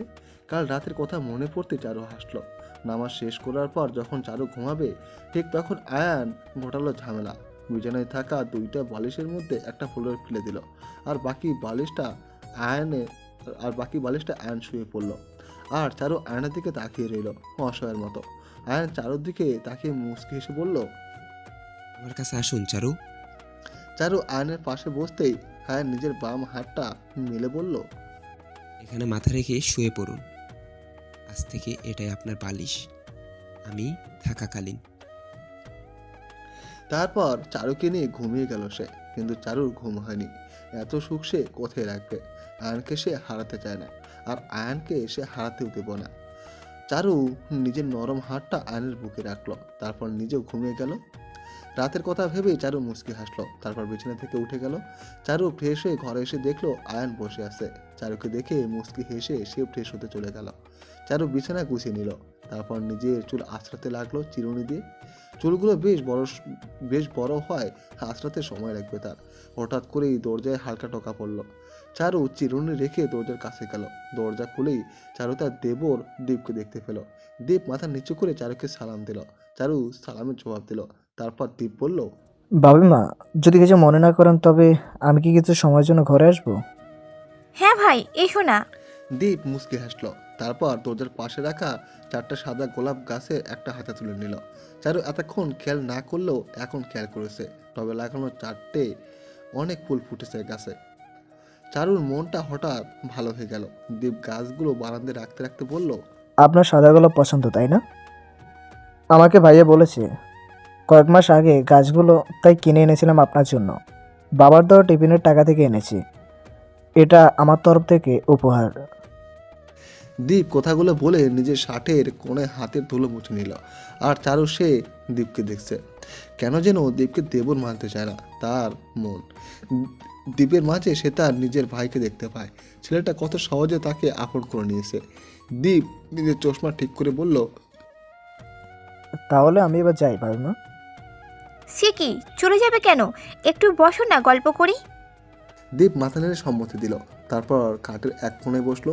চারু নিজের চুল আঁচড়াতে আঁচড়াতে বলল, তা সব সময় চশমা পরে থাকো কেন? কি হয়েছে তোমার চোখে ভাই? আমি আসলে চশমা ছাড়া দেখি না। চশমা ছাড়া সব ঝাপসা দেখি আমি, তাই ডাক্তার চশমা দিয়েছে। দীপ কথাগুলো বলতে বলতে চারুর দিকে তাকালো। দেখলো চারু চুলের গিট ছাড়াতে না পেরে ছিঁড়ে ফেলছে। দীপ চারুর কাছে যেয়ে বলল, আমার হাতে চিরুনিটা দিন ভাইমা। চারু দীপের হাতে চিরুনিটা দিল। দীপ চারুর পেছনে যেয়ে বলল, আমার মা একদম আপনার মতো, চুল আঁচড়াতে গেলে ছিঁড়ে ফেলে, তাই রোজ দুবার আমি মায়ের চুল আঁচড়ে দিই। এভাবে নিজের চুল ছিঁড়তে নেই ভাবিমা। আমার হলো যত জ্বালা, এখন থেকে আরও একজন বেড়ে গেল। আয়ান ফ্রেশ হয়ে বাইরে এসে দীপকে দেখে হাসলো, তারপর দীপের কাছে এসে বলল, ভালোই হয়েছে তুই আসিস। এখন থেকে মা আর বাবির চুলের দায়িত্ব তোর। দীপ হাসলো, তারপর চিরুনিটা চারুর কাছে দিয়ে বলল, চুল আশ্রানো শেষ, এবার আমার যাওয়া উচিত ভাবি মা। দীপ চলে গেল। তারপর আয়ান চারুর কাছে এসে বলল, আমার ভাইটা অনেক ভালো চারু। কিছুদিন আগে যখন আমার জ্বর হয়েছিল তখন সে সারা রাত আমার কাছে থেকেছে, কিন্তু একটাই সমস্যা, ও সহজে মানুষকে বিশ্বাস করে আর বড্ড বোকা আমার ভাইটা। ওকে একটু ভালোবাসলে দেখবে নিজের জীবনটাও দিতে পারবে। দীপ নিজের ঘরে গেল। ভেতরে যেয়ে দেখলো মিহান বসে আছে। মিহানকে সে অনেক ভয় পায়। দীপকে দেখে মিহান তেড়ে এলো, দীপের গলা চেপে ধরে বলল, তুই ওই আয়নের ঘরে কেন গিয়েছিলে? হ্যাঁ, একদম যাবি না ওখানে। আমি কি করেছি ভাই? তোকে বলছি না আয়নের কাছে না যেতে? কেন যাবি তুই? আবার গেলে তোকে মেরে ফেলবো আমি। তুই এমন কেন করছিস ভাই আমার সাথে? তোকে আমার অনেক ভয় লাগে। ওই আয়ান আমাদের ভাই নয়, ও আমাদের শত্রু, বুঝেছিস? আর তুই যদি ওর কাছে যাস তাহলে আমি কি করব তা হয়তো জানিস। মেহনার চোখে শয়তানি আর দীপের চোখে ভয়। সে ভয় কাঁপছে। মিহানকে সে বেশ ভয় পায়, কারণ মিহান যে কি করতে পারে তা সে ভালো করে জানে। দেখতে দেখতে 2 মাস পার হয়ে গেছে। আয়ান চারুর পরীক্ষা কিছুদিন পরেই। আয়ান আর চারু নিজেদের পড়ানে ব্যস্ত। আয়ানের কড়া আদেশ, চারুকে ভালো রেজাল্ট করতে হবে, নইলে চারুকে বাবার বাড়িতে পাঠিয়ে দেবে। এ কথা শুনে চারু কিছুদিন আগে সে কি কান্না। সেই দিন চারুকে মানাতে কত কি করতে হয়েছে আয়ানের। চারুকে সোনা জান পাখি কত কিছু বলতে হয়েছে তার শেষ নেই। সিনিয়র বউকে শাসন করতে যে নিজে সোজা হয়ে গেছে।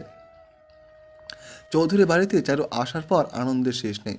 আয়নের বাবাও চারুকে নিজের মেয়ের মতোই আদর করে। আর মমতা বেগম সারাদিন চারুর কি লাগবে তাই নিয়ে ব্যস্ত। চারুর যেন নিজের মা বাবার কথা এখন আর মনেই পড়ে না। এরকম শ্বশুর শাশুড়ি থাকলে যে কোনো মেয়ে সুখী হয়। বিকেল 5টা বাজে। চারু পড়া শেষ করে রান্নাঘরে চলে গেল। 1 কাপ চা এখন তার খুব দরকার। আয়ান বাড়িতে নেই, তার নাকি কাজ আছে, তাই বাইরে গেছে। চারু 1 কাপ চা নিয়ে বারান্দায় দাঁড়ালো। চায়ের কাপে চুমুক দিতে দিতে চারুর নিচের দিকে তাকালো। চারু দেখতে পেল দীপের হাতে একটা মোটা দড়ি আর কাঠের একটা বড় টুকরা। চারু ওই দিকে তাকিয়ে রইল কিছুক্ষণ। তারপর দেখলো দীপ একটা বড় বাবলা গাছের কাছে গেল। তারপর কাঠের টুকরোটা নিচে রেখে দড়িটা নিয়ে উপরে উঠে গেল। চারু দীপকে উপরে উঠতে দেখে দৌড়ে গেল। বাবলা গাছে অনেক বাবলা হয়েছে, ফলগুলো পেকে অনেকটা লাল বর্ণ ধারণ করেছে। চারুদের কলেজের পাশেও একটা বাবলা গাছ আছে। চারু ওই গাছ থেকে অনেক বাবলা খেয়েছে। পাকা বাবলা খেতে বেশ মিষ্টি। উপরের ছোলা হালকা টান দিলে উঠে যায়। তারপর ভেতরে থেকে সাদা খইয়ের মতো ফল। ভেতরটা খইয়ের মতো সাদা, তাই অনেকে খাইয়া বাবলা বলে। পাকা বাবলার বিচি অনেক কালো হয়। এই বিচি দিয়ে ছোট বাচ্চারা মালা গাঁথে। এই বিচি কয়েক বছরেও নষ্ট হয় না। যেহেতু চারু বাড়ির বউ, তাই সে গাছে ওঠে না। কিন্তু যেই দেখলো দীপ গাছ উঠেছে তখন সে দৌড়ে গেল। চারু গাছের নিচে দাঁড়াতে দীপ তার দিকে তাকালো। তারপর মুচকি হাসলো সে। চারুর সাথে বেশ ভাব জমে গেছে তার। চারু দীপকে বলল, গাছে কেন উঠছো ভাই? যদি পড়ে যাও? গাছে ওঠা আমার পক্ষে কোনো ব্যাপার না ভাবিমা, এর থেকেও বড় বড় গাছে আমি উঠতে পারি। এই অসময়ে গাছে কেন উঠলে? আপনার জন্য দোলনা বানাতে। মাঝে মাঝে এখানে এসে বসবেন, দেখবেন খুব ভালো লাগবে। ভাই, আমাকে কয়েকটা বাবলা দাও না। আপনি বাবলা খাবেন ভাবিমা? বেশি খেলে কিন্তু পেট ব্যথা করবে, তাই আপনি বেশি পাবেন না। দীপ 4-5টা বাবলা চারুর জন্য ছিঁড়ে নিল। তারপর নিচে এসে চারুর হাতে দিল। চারু বাবলা খাচ্ছে আর দীপের দোলনা বানানো দেখছে। বয়সে ছোট হলেও কেমন বাদের মতো কাজ করছে। দীপ দোলনা বানানো শেষ করে বলল, ভাবিমা এবার আপনি দোলনায় বসুন, আমি হালকা করে ধাক্কা দিচ্ছি। চারু দৌড়ে দোলনায় বসে পড়ল আর দীপ মুচকি হাসছে। তার মনে চলেছে অন্য কিছু। চারু বসতেই দীপ দোলনাটা অনেক পেছনে নিয়ে গেল। তারপর জোরে ধাক্কা দিল। দীপ জোরে জোরে দোলনা ধাক্কা দিচ্ছে আর চারু ভয় চিৎকার করছে। চারুর চিৎকার শুনে ওর শাশুড়ি দৌড়ে এলো। আয়না বাড়ি আয়ানও বাড়িতে চলে এসেছে আর চারু জোরে জোরে চিৎকার করছে নামার জন্য। চারুর শাশুড়ি একটা লাঠি নিয়ে দ্বীপের দিকে আসছে। আয়ান দৌড়ে এসে দোলনাটা ধরলো। চারু ভয়ে আয়ানকে জড়িয়ে ধরছে আর আয়ানের মা দীপকে লাঠি দিয়ে কয়েকটা বাড়ি দিল, কিন্তু দীপ শেষ হয়ে পাত্তা দিল না। সে মাটিতে বসে হাহা করে হাসছে। দীপ হাসতে হাসতে বলল, এখন কেমন লাগছে হ্যাঁ? আমাকে এভাবে দোলনায় বসিয়ে যখন ধাক্কা দিতি তখন আমিও ভয় চিৎকার করতাম। তোকে তো কিছু বলতে পারবো না ভাই, তাই ভাবিমাকে দিয়ে আজ শোধ নিলাম। দীপ হাসতে হাসতে লুটিপুটি খাচ্ছে। আয়ান দীপের দিকে বাঁকে এসে বলল, আজকাল অনেক পাজি হয়ে গেছিস, দাঁড়া তোর ব্যবস্থা আমি করছি। আয়ান কথাগুলো বলে দীপকে কাতাকুতি দিতে লাগলো আর দীপ সে তো হাসতে হাসতে শেষ। চারু বেশ ভয় পেয়েছে। দীপকে যতটা ভালো ভেবেছিল সে আসলে অতটাও ভালো না, বড্ড বাজি সে, একদম আয়ানের মতো। দুই ভাই তার জীবনটা শেষ করে দিল একেবারে। 6 দিন পার হয়ে গেছে। আজকাল দীপ আর চারুর কাছে আসে না খুব। ছেলেটা কেমন যেন ভয়ে ভয়ে থাকে। চারু দীপের চোখে ভয় দেখতে পায়। চারুর কেন যেন মনে হয় দীপ কিছু বলতে চায়। চারুর কেন যেন মনে হয় দীপ ভালো নেই। আর মিয়ানকে তার বড্ড অদ্ভুত লাগে। ছেলেটা সবার থেকে আলাদা, কারোর সাথে কথাই বলে না। আয়নকে যে মিয়ান দেখতে পারে না তা বেশ বুঝতে পারে চারু। দুপুরের পর চারু নিজের ঘরে বসেছিল। আয়ান কিছু বই কিনতে দোকানে গেছে। তখন চারুর ঘরে প্রবেশ করলো দীপ। ছেলেটার চোখের নিচে কালি পড়েছে, আজকাল যেন ঘুমায় না সে। দীপ মুচকি হেসে চারুর হাত থেকে চিরুনি নিয়ে চুল আঁচড়াতে লাগলো। চুল আঁচড়াতে আঁচড়াতে বলল, ভাবিমা, জীবনটা একটা যুদ্ধক্ষেত্র, যেখানে প্রতি মুহূর্ত যুদ্ধ করতে হয়। আপনাকে আমি কখনোই ভাবির চোখে দেখব না।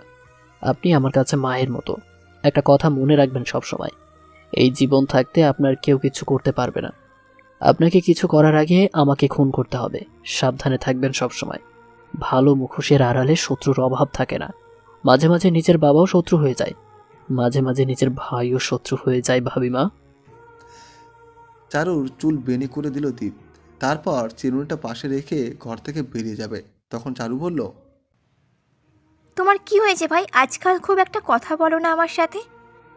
দীপ ছলছল চোখে চারুর দিকে তাকিয়ে বলল, আমার কিছু হয়নি ভাবিমা, আমি একদম ঠিক আছি। দীপ চলে গেল ঘর থেকে। দীপের জল ভরা চোখ দুটো যেন অনেক কথা বলল চারুকে, কিন্তু তা পড়তে যেন পারল না সে। রাত 1টা বাজে। সবাই যে যার ঘরে ঘুমিয়ে আসে, কিন্তু একটা ছেলে হাত পা ছড়িয়ে মেঝেতে পড়ে আসে। তার চোখে তার চোখ দুটো লাল, শরীর বেয়ে ঘাম ঝরছে। নিজের চুল হাত দিয়ে চেপে ধরেছে সে কিছু একটা চাইছে আর আকুতি মিনতি করছে, কিন্তু তার বাবা আর ভাই তাকে দিচ্ছে না। একটু পর ছেলেটার সামনে তার বাবা বসলো। হাতে থাকা প্যাকেটটা থেকে একটু সাদা পাউডার মেঝেতে রাখতেই ছেলেটা পাগলা কুকুরের মতো সেখানে ঝাঁপিয়ে পড়লো। সাদা পাউডারের মতো গুঁড়োগুলো নাক দিয়ে শুকতে লাগলো। কিছুটা আবার মুখের মধ্যে দিল, কিন্তু এতেও তার নেশা কমলো না। নিজের বাবার পা জড়িয়ে ধরে কাঁদতে কাঁদতে বলল, আমাকে এভাবে রোজ কষ্ট দিও না বাবা, আমি আর পারছি না। তুমি ওটা কেন আমাকে প্রথমে দিলে? এখন আমি এটা ছাড়া থাকতে পারি না। আমার মাথা কাজ করে না। দাও না বাবা, প্লিজ আমাকে। ও বাবা, দাও না আমাকে, আমি আর পারছি না। ছোট বাচ্চা ছেলেটা বাবার পা ধরে কাঁদতে লাগলো।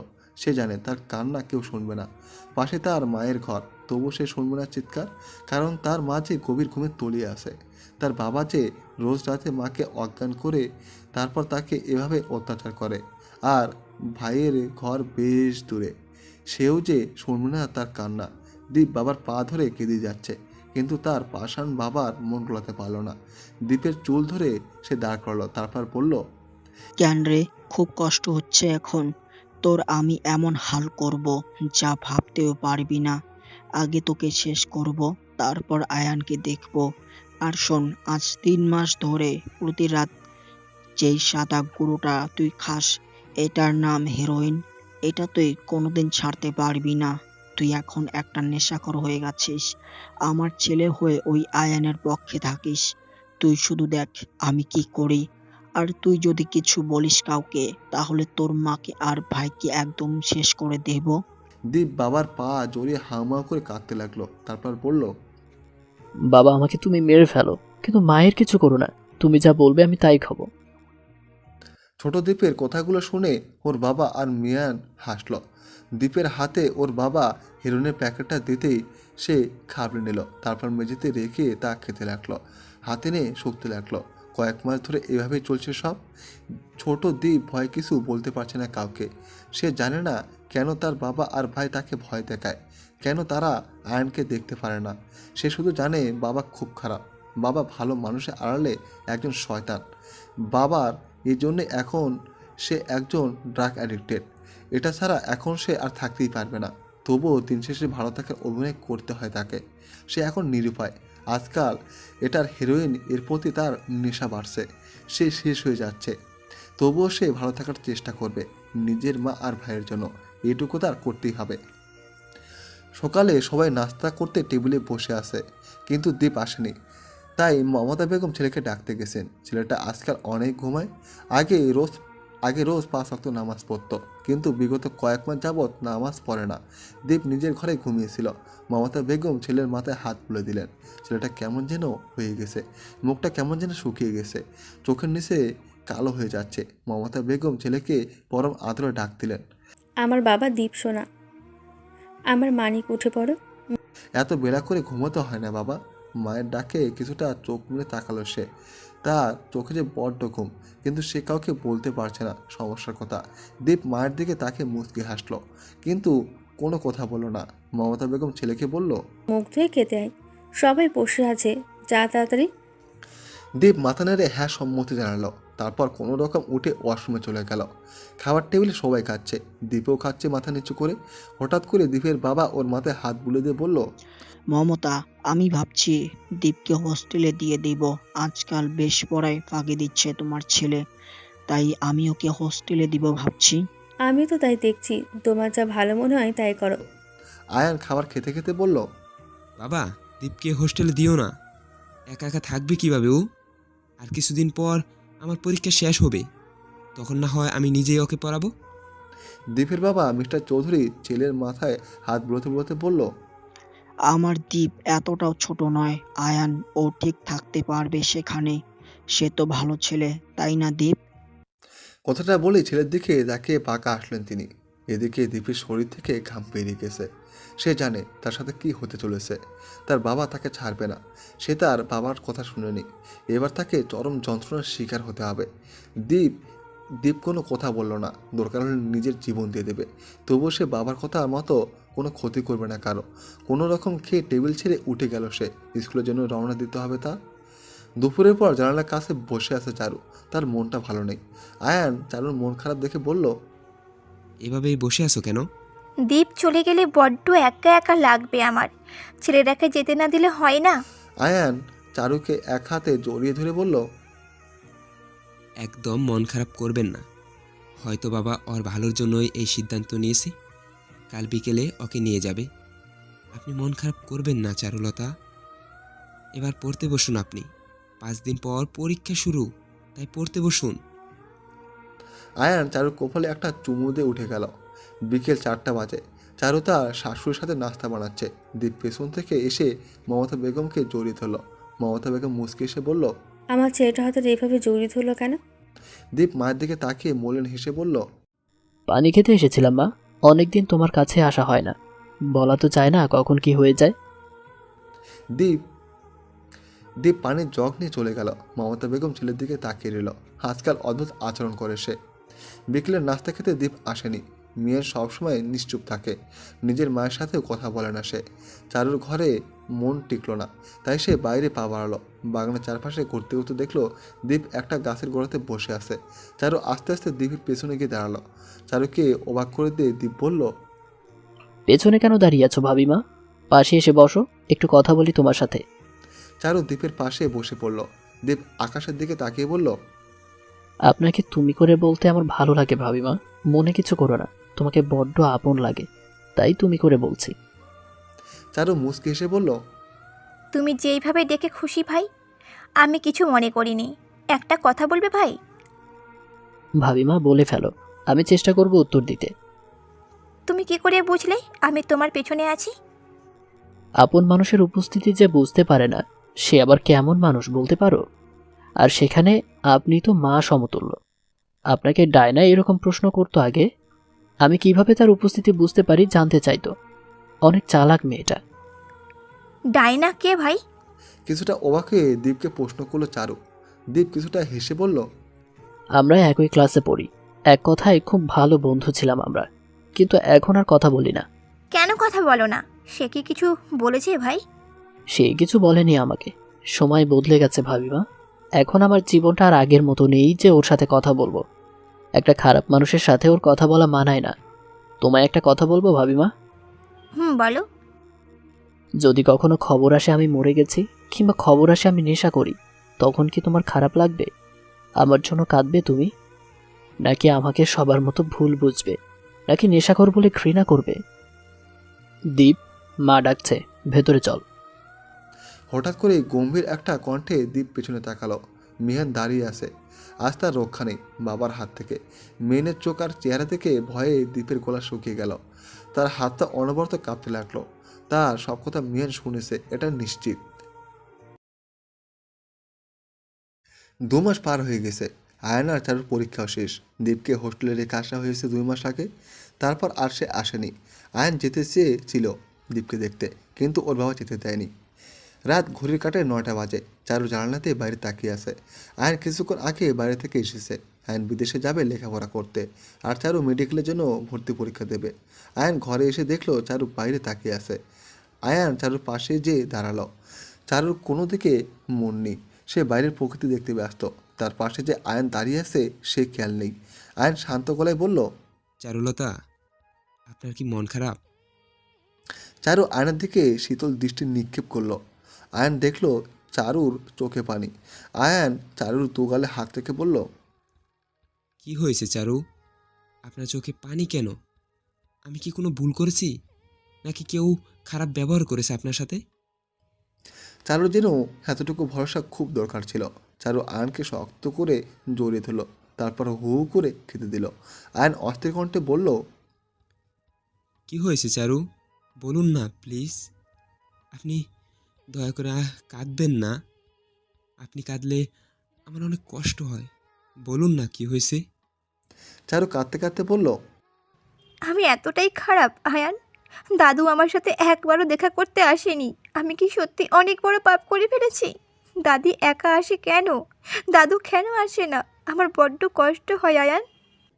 আয়ান চারুর মাথায় চুমু দিল, তারপর বলল, ও, তাহলে এই ব্যাপার। ঠিক আছে, আমি সব ঠিক করে দেব। আমার চারু আমাকে বিশ্বাস করে তো? চারু আয়নার দিকে তাকিয়ে হ্যাঁ বোঝালো।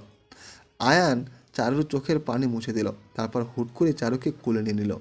চারু ভেবাচেকা খেয়ে গেল। হঠাৎ কোলে নেয়া, তারপর বলল, আমাকে কোলে কেন নিলেন আয়ান? আয়ান চারুর কোথায় পাত্তা দিল না। সে চারুকে নিয়ে হাঁটতে লাগলো, আর চারু আয়ানকে বারবার নামাতে বলতে লাগলো। আয়ান চারুর কোথায় পাত্তাই দিল না, সে হেঁটেই চলল। আয়ান চারুকে বাড়ির বাইরে নিয়ে এলো। আয়ানদের বাড়ির পাশে একটা বড় দিঘি, দিঘির পাশে ঘাট বাঁধা। আয়ান চারুকে ঘাটের সিঁড়িতে বসিয়ে দিল, আর চারু সে আয়ানকে দেখছে, আয়ানও চারুকে দেখছে। দক্ষিণা হাওয়ায় চারুর খোলা চুল উড়ে যাচ্ছে। রূপলি চাঁদের আলোয় চারুকে বড্ড সুন্দর লাগছে। আয়ান চারুর কাছ থেকে সরে গেল না, বরং চারুর কোলে মাথা দিয়ে শুয়ে পড়ল। চারু একটা হাত আয়ানের নিজের মাথায় রাখলো, তারপর বলল, মাথায় হাত বুলিয়ে দিন চারু। চারু আয়নের মাথায় হাত বুলোতে লাগলো। কোথায় একটু প্রেম ভালোবাসার কথা বলবে তা না, এই ছেলেকে দেখো চোখ বন্ধ করেই শুয়ে আছে। চারু মনে মনে কথাগুলো বলল। তখন আয়ন বলল, প্রেম ভালোবাসার কথা এখনই বলতে চাই না চারু, সময় হোক বলবো। আয়নের দিকে চোখ বড় বড় করে চারু তাকিয়ে রইল। অপরদিকে ফ্লোরে পড়ে আছে দ্বীপ। তার আশেপাশে কিছু লোক আছে। দ্বীপের হাতটা বাঁধা, সামনে তার বাবা বসে আছে, তার হাতে একটা সিরিজ। দ্বীপের বাবা একটা শয়তানে হাসি দিয়ে বলল, কি রে, হেরোইন খেয়ে তোর এই অবস্থা? আর এই সিরিজ যদি তোর দেহে দেয় তাহলে কি হবে? দ্বীপ কাঁদতে কাঁদতে বলল, আমার শরীরে এটা দিও না, আমার খুব কষ্ট হয় বাবা। তোমার 2টা পায়ে পড়ি, আমাকে এখান থেকে নিয়ে যাও। এখানে আমি থাকবো না। তোকে ছেড়ে দিলে আমার ড্রাগসের ব্যবসা কে সামলাবে? তোকে কি এমনি এমনি আমি নেশা দেই? হ্যাঁ, তুই এই নেশার জন্য পাগলা কুত্তা হয়ে যাবি, চাইলেই ছাড়তে পারবি না। আর তুই এখন কোথায় জানিস? তুই এখন বেশ্যাদের কুঠিরে। বেশ্যা কি জানিস? যার টাকার বিনিময়ে অনেক লোকের সাথে থাকে, মেয়ে তুলে আনা হয় এখানে। আমার লোকেরা সহজ সরল মেয়েদের সাথে প্রেমের অভিনয় করে এখানে নিয়ে আসে, আর ওরা সারা জীবন জন্য এখানে রয়ে যায়। নারী পাচার করি আমি, ড্রাগসের ব্যবসা করি আমি। কতটুকু জানিস আমার ব্যাপারে? নিজের স্বার্থে শুধু তোকে নেশা দেওয়া নয়, আরো অনেক কিছু করতে পারি আমি। নিজের স্বার্থে মা বাবাকে খুন করেছি, এমনকি নিজের আপন ছোট ভাইকেও। তাহলে তোকে নেশা করাটা আমার হাতে কেন কাঁপবে বল? আমার ড্রাগস তুই সামলাবি, আর এই পতিতাপল্লী সামলাবে মাহিন। আমার শুধু টাকা চাই, টাকা। খুব দরদ না আয়ানের প্রতি? ওর বাপকে যেভাবে মেরেছি তোকেও ওইভাবে মারবো আমি। আমার কথা না শুনলে তুইও মরবি। দীপের শরীরে সিরিজ দিয়ে অন্য নেশা দেয়া হয় এখন। দীপ চিৎকার করতে লাগলো, কিন্তু তার চিৎকার শোনার কেউ নেই এখানে। আজ 2 মাস এই বদ্ধ ঘরে বন্দী সে। তার দিন শুরু হয় নতুন নতুন নেশা দিয়ে এখন, আর রাত শেষ হয় নেশা দিয়ে। প্রতিদিন নিজের বাবাকে সে আবিষ্কার করে নতুন করে। তার কি দোষ সে জানে না, শুধু এতটুকু জানে সে কোনো খারাপ কাজ করবে না। দীপ নিজের চোখ বন্ধ করলো, ফ্লোরে পড়ে রইল সে। আর সকালে নিজের হাত নিজে কেটেছে হিরোইনের জন্য। নেশা যখন বেড়ে যায় তখন দীপ নিজের মাঝে থাকে না, একটা পাগলে পরিণত হয়। আগের থেকে এখন অনেক কালো হয়ে গেছে সে। পাতলা লাল টুকটাকে ঠোঁটগুলো বর্ণহীন হয়ে গেছে। শরীরে খামচির দাগ, নিজের শরীর খামচে রাখেনি সে। মাথার ঘন কালো চুলগুলো এখন এলোমেলো। নেশার জন্য মাথার অর্ধেক চুল টেনে ছিঁড়ে ফেলেছে। রোজ ঘুম থেকে উঠে তার একটাই কাজ, খাওয়া আর নেশা করা। গাঁজা এখন তার অন্যতম সঙ্গী। রোজ একটু একটু করে তাকে নেশা দেওয়া হয়, কেননা তার সহ্য ক্ষমতা কম। আজ একদিন দীপ ঘুমিয়ে আসে, নেশার রেশ কাটেনি তার, কিন্তু কেউ একজন তাকে ডেকে চলেছে। দীপ চেয়েও চোখ খুলতে পারছে না, মাথাটা কেমন যেন করছে তার। অনেক কষ্টে চোখ মুড়ে তাকালো দীপ। সব কিছুই তার কাছে ঝাপসা লাগছে। তার বাবার ম্যানেজার দাঁড়িয়ে আসছে সামনে। দীপকে অনেক কষ্টে 2জন লোক ফ্রেশ করে দিল। তার বাবার ম্যানেজার দীপকে খাইয়ে দিল। দীপ ম্যানেজারের দিকে তাকিয়ে বলল, আঙ্কেল, আব্বুকে আসতে বলুন, তার সাথে আমার কথা আছে, তাড়াতাড়ি আসতে বলুন। ম্যানেজার নিজের ফোন বের করে দীপের বাবাকে কল করলেন। আয়ান বসে আছে তুরাগ নদীর পাশে। 1984 সালের দিকে এই নদী অনেক বড় ছিল। আয়ানের বাসা থেকে নদী বেশ কাছে। সে তার অতি কাছের 4 বন্ধুর সাথে বসে আছে। 4 বন্ধুর মধ্যে ওসমান তার অনেক কাছের। আয়ান ওসমানকে অন্ধের মতো বিশ্বাস করে। ওসমান তার ছোটোবেলার বন্ধু। ওসমানও আয়ানকে অনেক ভালোবাসে। ওসমান আর্মিতে জয়েন করবে। আজ 5 বন্ধু সারাদিন একসাথে কাটাবে, কারণ আয়ানকে ওর বাবা বিদেশে পাঠাবে লেখাপড়া করতে। অপরদিকে দীপ তার বাবার সামনে বসে আছে মাথার নিচু করে। কারো মুখে কথা নেই। নীরবতা ভেঙে দীপ বলল, বাবা, আমি তোমার সব শর্তে রাজি। তুমি এটাই চাইছো যেন আমি তোমার মাদকের ব্যবসা এখন থেকে যোগ দিই। ঠিক আছে, তাই হবে। আমি আমার বন্ধুদের মধ্যে মাদক ছড়িয়ে দেব। মাদক ছড়াতে যা যা করা লাগে করব, কিন্তু 2টা শর্তে। কি শর্ত বলো? তুমি মা, ভাইয়া আর ভাবিমার কোনো ক্ষতি করবে না। আর মাদক ছাড়া এখন আমি থাকতেও পারবো না, তাই আমাকে মাদক দেবে যখন আমার চাই। যদি রাজি থাকো তাহলে আমিও রাজি। দীপের মাথায় ওর বাবা চুমু দিয়ে বললেন, এই তো আমার লক্ষ্মী ছেলে, শুধু শুধু এতদিন কষ্ট করলেই। তোর শর্তে আমি রাজি। তোর যত ইচ্ছে মাদক নে, আমার কোনো সমস্যা নেই। তোর শুধু একটাই কাজ, সাবধানে এই মাদক ছড়ানো। পারবি না এতটুকু করতে? দীপ মাথা নেড়ে হ্যাঁ বোঝালো। এই হ্যাঁ শব্দটাই হয়তো তার জীবনে কাল হয়ে আসবে। এই হ্যাঁ শব্দের জন্য হয়তো একদিন প্রিয়জনদের হারাবে সে, যা এখন কল্পনা করতে পারছে না সে। দীপের বাবা দীপকে বাড়ি নিয়ে যাবে, এখানে আর রাখবে না, তাই দীপের সব জিনিস গুছিয়ে নিল। বিকেল 4টা বাজে। আয়ান নিজের ঘরে ঘুমিয়ে আসে।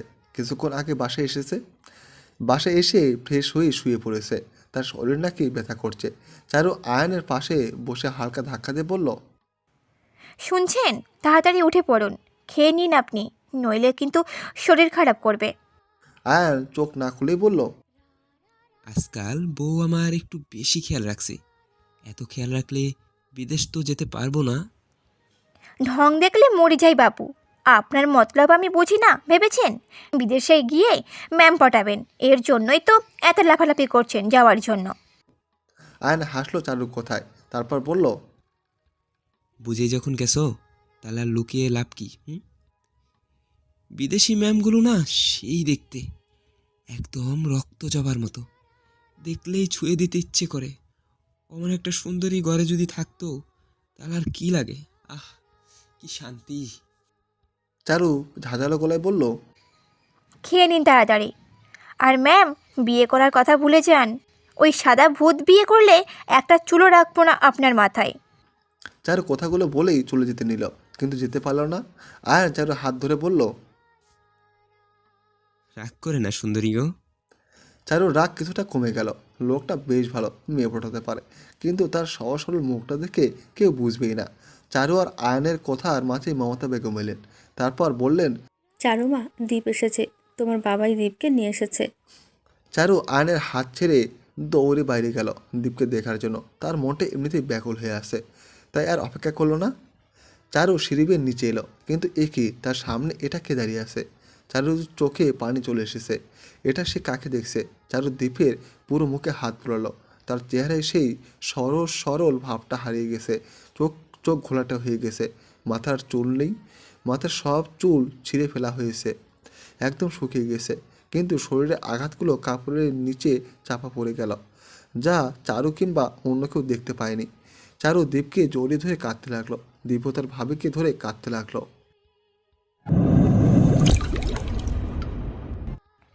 3 মাস পার হয়ে গেছে। কাল আয়নের বিদেশ চলে যাওয়ার তারিখ। চারুর মেডিকেল পরীক্ষা শেষ। বেশ ভালো পরীক্ষা দিয়েছে সে। বোর্ডের রেজাল্টও বেশ ভালো হয়েছে তার। কিন্তু আয়নের অতটা ভালো হয়নি। সব আগের মতো স্বাভাবিকভাবে চলছে। চারুর দাদুও চারুকে মেনে নিয়েছে, যদিও আয়ানই তাদের মিলিয়ে দিয়েছে। 3 মাসে বেশ কয়েকবার চারু তার বাবার বাড়িতে গেছে। চারু বিছানায় শুয়ে ফুঁপিয়ে কাঁদছে। আজ 1 সপ্তাহ ধরে সে কেঁদে চলেছে। আয়ান এত প্রেমের কথা বলেছে, তাও বেচারির মন গলেনি। তার ধারণা আয়ান বিদেশে যেয়ে বদলে যাবে। আয়ান ঘরে এসে দেখলো তার বউটা বিছানায় শুয়ে কাঁদছে। আয়ান চারুর পাশে শুয়ে পড়ল। তারপর পেছন থেকে জড়িয়ে ধরল চারুকে। চারু কোনো কিছুই বলল না আয়ানকে, নিজের মতো করে কেঁদেই গেল। আয়ান চারুকে জড়িয়ে ধরে বলল, কি হয়েছে চারু? কাঁদছেন কেন? আপনি এভাবে কাঁদলে আমার ভালো লাগে না। এই ছোট্ট কথাটা আর কতভাবে বুঝাবো বলুন তো? আমি পড়ালেখা শেষ করেই চলে আসব। আপনিও মন দিয়ে পড়ালেখা করুন। আপনাকে সংসারের জালে বেঁধে রাখতে আমি চাই না চারু। আমি চাই আপনার একটা পরিচয় হোক, যেটা আমি এখানে থাকলে হবে না। আমি ফিরে আসবো চারু, তারপর আমাদের সংসার হবে। আমি আসার পর 1 সেকেন্ডের জন্য কোথাও যেতে পারবেন না। তাই আমি যাওয়ার পর জীবনটা উপভোগ করুন। আর আপনি যদি এভাবে কাঁদেন তাহলে আমি যাব না। আপনাকে আর পড়তেও দিব না বলে দিলাম। চারু আয়নের দিকে ফিরল। আয়নের দিকে তাকে এভাবেই জোরেই কেঁদে দিল। তারপর কাঁদতে কাঁদতে বলল, ওই দেশে গিয়ে আপনি আমায় ভুলে যাবেন আয়ান? বিদেশি ম্যাম দেখে আমায় ভুলে যাবেন? আমি আর পড়বো না, তাও আপনি যাবেন না? আপনাকে ছাড়া থাকতে আমার বড্ড কষ্ট হবে আয়ান। আপনি আমায় ছেড়ে যাবেন না দয়া করে। আপনি কি ভয় পাচ্ছেন চারু? ভয় পাবেন না আপনি। এই দুনিয়ায় আমি যতদিন আছি ঠিক ততদিন কোনো ভয় পাবেন না। জীবন থাকতে আপনাকে ছাড়বো না আমি। আপনাকে ছাড়লে আমি নিজেই মরে যাব চারু। আয়ান চারুকে নিজের বুকে চেপে ধরল। চারুর কান্নার বেগ কমে গেল। ভেজা চোখে সে আয়নের দিকে তাকিয়ে বলল, আপনি কি মেয়েদের পিছনে ঘুরবেন নাকি? আপনাকেই তো মেয়েরা পাত্তা দেবে না, এখনও দাঁড়ি হয়নি। সে নাকি আবার বিয়ে করেছে। আমি চারু, আপনাকে বিয়ে না করলে কেউ বিয়েই করতো না আপনাকে। আমার মতো সহজ সরল মেয়েকে বিয়ে করতে পেরেছেন। বিদেশে গিয়ে মেয়েদের পেছনে ঘুরলে গণধোলাই খাবেন আপনি। শকুনের ধোঁয়ায় গরু মরে না বউ। চারু আয়নের দিকে তাকিয়ে বলল, কি? আমি শকুন? চারুর অভিমানী কান্না এবার রাগে পরিণত হলো। সে আয়নের উপর উঠে বসলো। তারপর আয়নের চুল ধরে টানতে লাগলো। আয়ন হাসতে হাসতে বলল, ওরে পেতনি ধরেছে আমায়, কেউ বাঁচাও আমাকে। আমার বুকের ওপর একটা হাতি সাইজের পেতনি উঠেছে। মরে গেলাম মা গো, বাবা গো। আয়ন বিদেশ চলে গেছে গতকাল। চারুর চোখ ফুলে গেছে কাঁদতে কাঁদতে। এই নাকি সে চারুকে ভালোবাসে। 5 বছর পর নাকি দেখা হবে। কীভাবে থাকবে সে এতদিন ওই শ্যামপুরুষকে না দেখে? চারু মনে মনে প্রতিজ্ঞা করলো সেও কথা বলবে না শ্যামপুরুষের সাথে। 3 মাস পার হয়ে গেছে। চারু ঢাকা মেডিকেল কলেজে চান্স পেয়েছে। ঢাকা মেডিকেল কলেজের হোস্টেলে সে এখন থাকে। তার শ্বশুর শাশুড়ি মাঝে মাঝে দেখতে আসে। দীপ আর মিহানও ভালো আছে। দীপের সাথে খুব একটা দেখা হয় না। দিনকাল ভালোই যাচ্ছে চারুর, সময় নিজের মতো পেরিয়ে যাচ্ছে। দেখতে দেখতে 4.5 বছর পার হয়ে গেছে। 4.5 বছরে অনেক কিছু বদলে গেছে। আর চারু একজন ডাক্তার। দীপ আর মিহান ইন্টার সেকেন্ড ইয়ারে পড়ে। আয়নের লেখাপড়া শেষ, সামনে তার রেজাল্ট বের হবে। সফটওয়্যার ইঞ্জিনিয়ারিংয়ে লেখাপড়া শেষ করেছে সে। এখন শ্বশুর বাড়িতে আছে চারু। আজ সকালেই চারুর কাছে আয়নের চিঠি এসেছে। চিঠিটা পড়া হয়নি এখনও। বিকাল পেরিয়ে সন্ধ্যা হয়ে যাচ্ছে। ঘরের দক্ষিণের জানালাটা খোলা। বাড়ি থেকে হালকা হাওয়ার চারুর কালো চুল উড়ে যাচ্ছে। পরনে গোলাপি রঙের সুতি শাড়ি। চারু ড্রয়ারের ভেতর থেকে চিঠিটা বের করলো, তারপর পড়তে শুরু করলো। প্রিয় চারু, পত্রের শুরুতেই আমার সালাম নেবেন। আপনি কেমন আছেন চারুলতা? আমি জানি আপনি ভালো আছেন, কিন্তু আমি তো ভালো নেই। আমার দিন কাটতে চায় না চারু। আচ্ছা চারু, আপনাকে কি আমি সত্যি ভালোবাসি? সেটা আমি আজও জানি না, কিন্তু আপনি বলতেই আমি পাগল। আপনাকে বড্ড ছুঁয়ে দিতে ইচ্ছে করে। আচ্ছা, আপনি কি এখনও সেই আগের মতোই সহজ সরল চারু আছেন, নাকি বদলে গেছেন?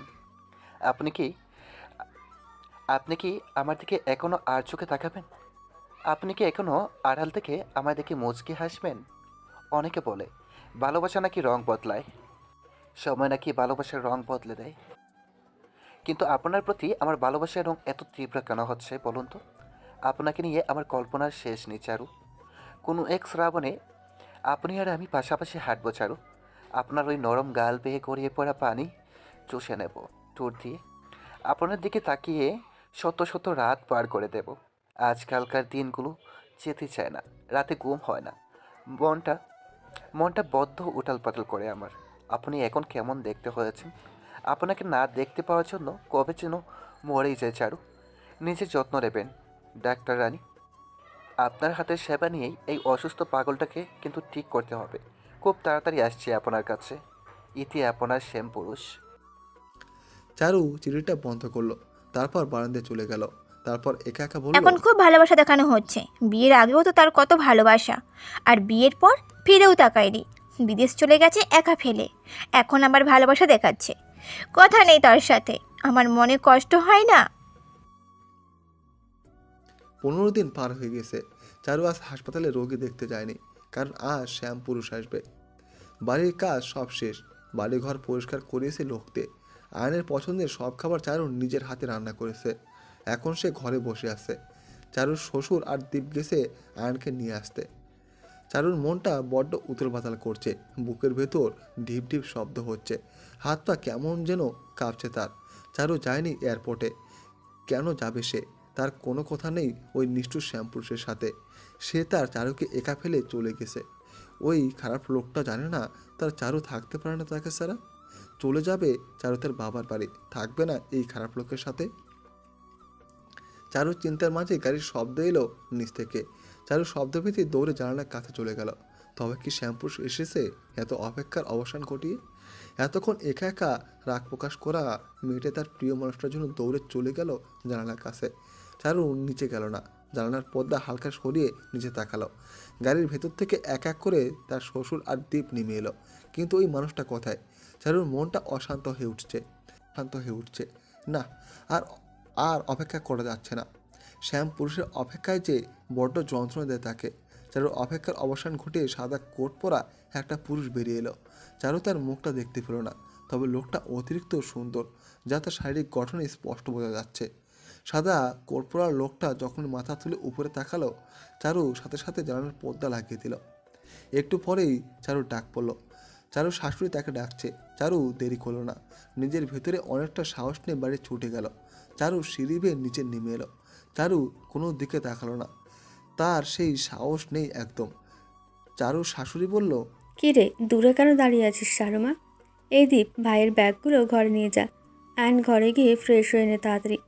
চারুমা, আয়নের জন্য 1 কাপ কফি বানাতো। আয়ন দীপের সাথে ঘরে চলে গেল। চারুর সাথে একটা কথা বলেনি সে। চারু আয়নের জন্য কফি বানিয়ে নিয়ে যাচ্ছে। আয়নের নাকি মাথা ব্যথা করছে, তাই কফি বানিয়ে নিয়ে যাচ্ছে। চারু ঘরে এসে দেখলো আয়ন নেই। ওয়াশরুম থেকে পানির আওয়াজ আসছে, হয়তো ফ্রেশ হতে গেছে আয়ান। চারু ব্যাগগুলো একপাশে রাখলো, তারপর বিছানায় বসে রইল। ওয়াশরুমের দরজা খুলে আয়ান বেরিয়ে এলো। চারু মাথা তুলে তার দিকে তাকালো। চারুর মাথা ঘুরছে। এটা কাকে দেখছে সে জানে না। এটা একদমই আয়ান হতে পারে না। তার শ্যাম্পুর সাথে সুন্দর হলো কিভাবে? তার নজর লেগে যাবে তো। চারুর চিন্তার মাঝে আয়ান বিছানায় শুয়ে পড়ল। চারু আয়ানকে শুয়ে পড়তে দেখে বলল, আপনার জন্য কফি এনেছিলাম, খেয়ে নিন, মাথা ব্যথা কমে যাবে। আয়নের তরফ থেকে কোনো আওয়াজ এলো না। চারু কিছুটা সাহস নিয়ে আয়নের গায়ে হালকা ধাক্কা দিল, তারপর বলল, শুনছেন, আপনি কফিটা খেয়ে নিন না। আয়ন চারুর হাত নিজের শরীরের হতে ঝাড়া মেরে ফেলে দিল, তারপর চিৎকার করে বলল, একদম ভালোবাসা দেখাতে আসবি না তুই। খুব ভালোবাসা দেখানো হচ্ছে, তখন থেকে কফি কফি করে যাচ্ছিস কেন? আয়ন কফির মগটা মেঝেতে ফেলে দিল, তারপর চারুর হাত শক্ত করে চেপে ধরে বলল, একটু শান্তি দে আমাকে। এত কেন জ্বালাস তুই? এখন ঘর থেকে বেরিয়ে যাবি। একদম আমাকে জ্বালাবি না। যদি জ্বালাস তো মেরে ফেলবো বলে দিলাম। আমার সামনে আসবি না তুই। যা, বের হয় এখন তাড়াতাড়ি। একদম আমার কাছে আসার চেষ্টা করবি না। আয়ন চারুর হাত ধরে ঝাড়া মেরে ছেড়ে দিল। অন্যদিকে চারু হেসকে তুলে কাঁদছে। আয়ন ফিরেও তাকালো না একবার। আয়ন চারুকে ছেড়ে দিতেই সে দৌড়ে ঘর থেকে চলে গেল। চারু ছাদে বসে কাঁদতে লাগলো।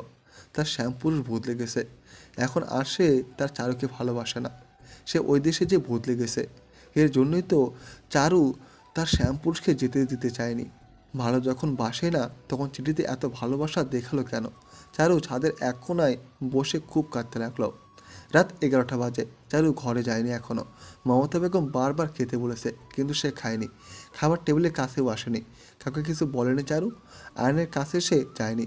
মমতা বেগমের সাথে টুকটাক কাজ করেছে। রাত হয়ে গেছে। চারু ধীর পায়ে ঘরের দিকে এগিয়ে গেল। ঘরের লাইট অনেকক্ষণ আগেই বন্ধ হয়ে গেছে। হয়তো আয়ন ঘুমিয়ে গেছে। আগে চারু না খেলে আয়ন নিজের হাতে খাইয়ে দিত। চারুকে কত ভালোবাসতো সে। চারুর মাথায় হাত বুলিয়ে দিত ঘুম না আসলে। কানের কাছে গুনগুন করে কত ভালোবাসার কথা বলতো। কিন্তু সময়ের ব্যবধানে সে মানুষটাই বদলে গেছে। চারু আজ সারাদিন যে খায়নি সে কোষটা এই পাশার লোকটা নেয়নি। চারু কোথায় আসে সেই খবরটাও নেয়নি। হয়তো বিদেশে যে নিজের যোগ্য কাউকে পেয়েছে আয়ন। কথাটা ভাবতেই চারুর বড্ড কান্না পেল। চোখ থেকে আবারও অশ্রু কান্না গড়িয়ে পড়ল। চারু ঘরে যে দেখলো আয়ন ঘুমিয়ে গেছে।